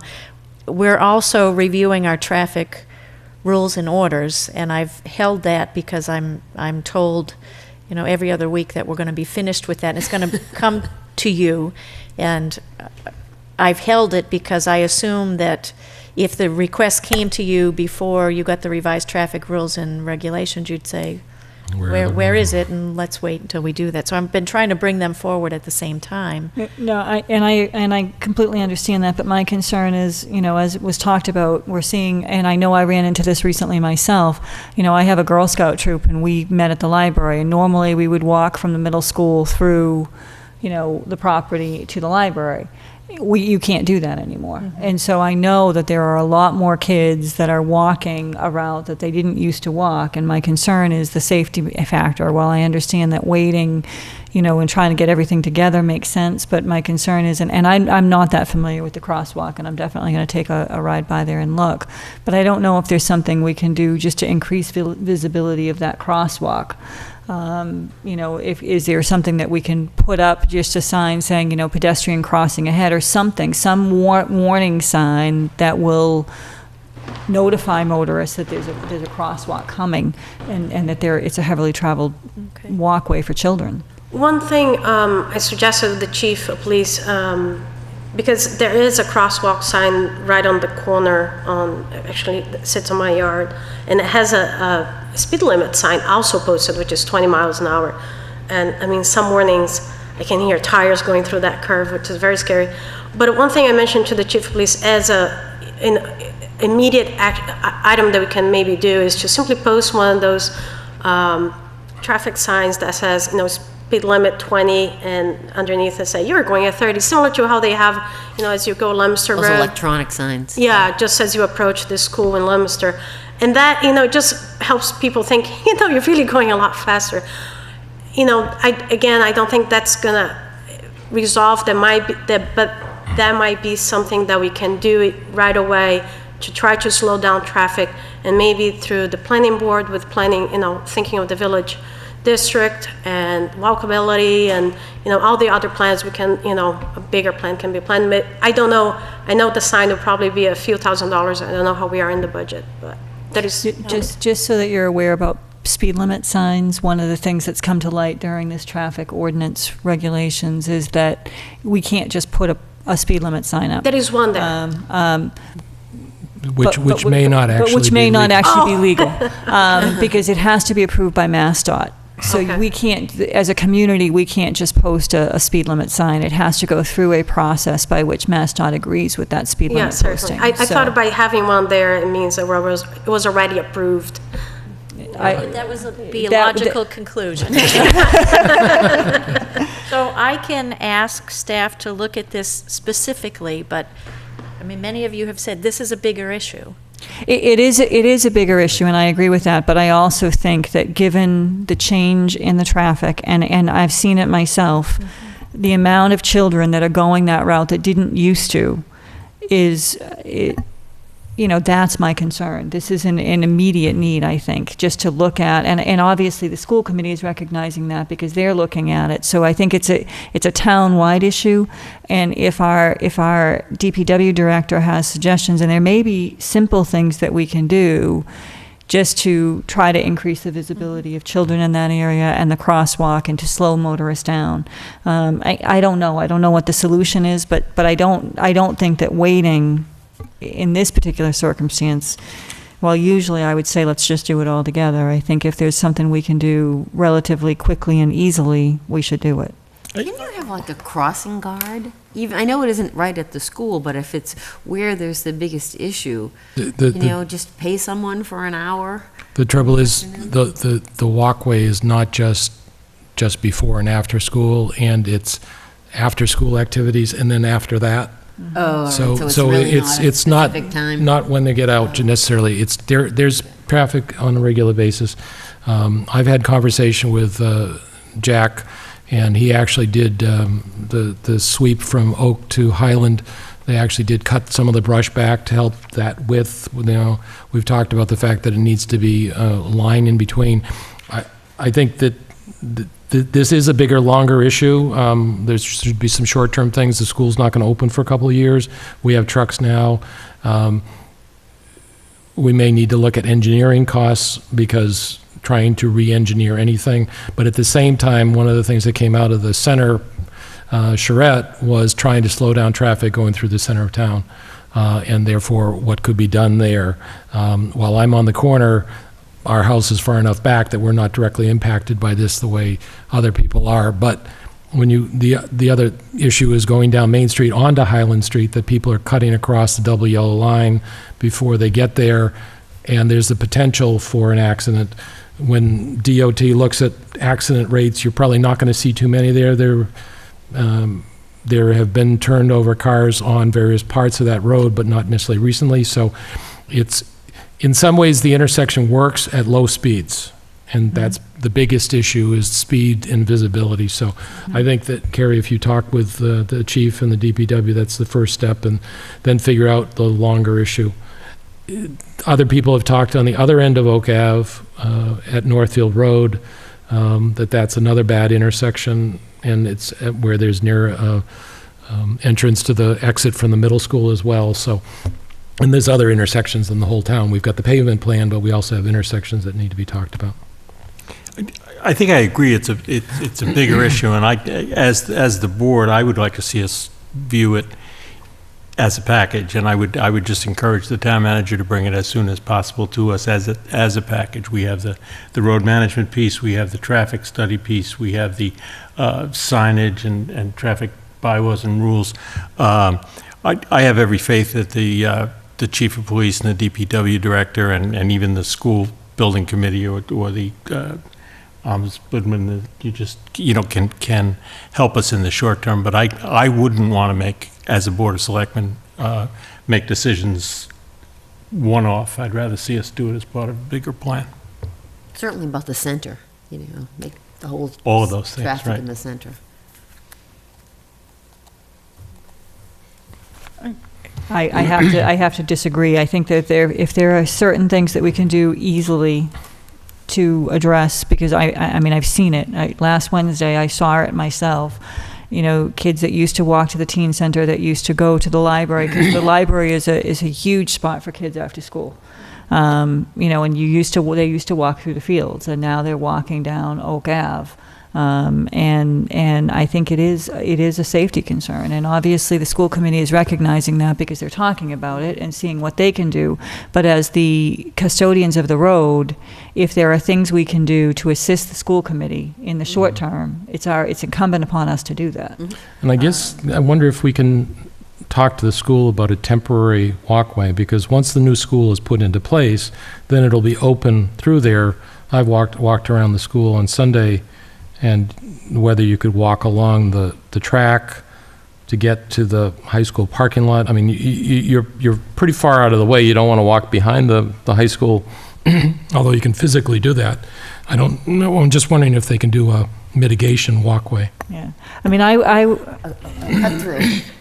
I would agree that, it's a bigger plan, but given the fact that the school committee is talking about it and recognizing that they have concerns, if there are things, and the abutters have concerns, if there are things that can be done that are in the short term to address those immediate concerns, but also looking forward to a long-term plan, and this certainly expedites the need for that long-term plan, because I certainly don't want to be in a position where we're making changes that we're going to undo. Yeah, right. I certainly don't want to be in that position.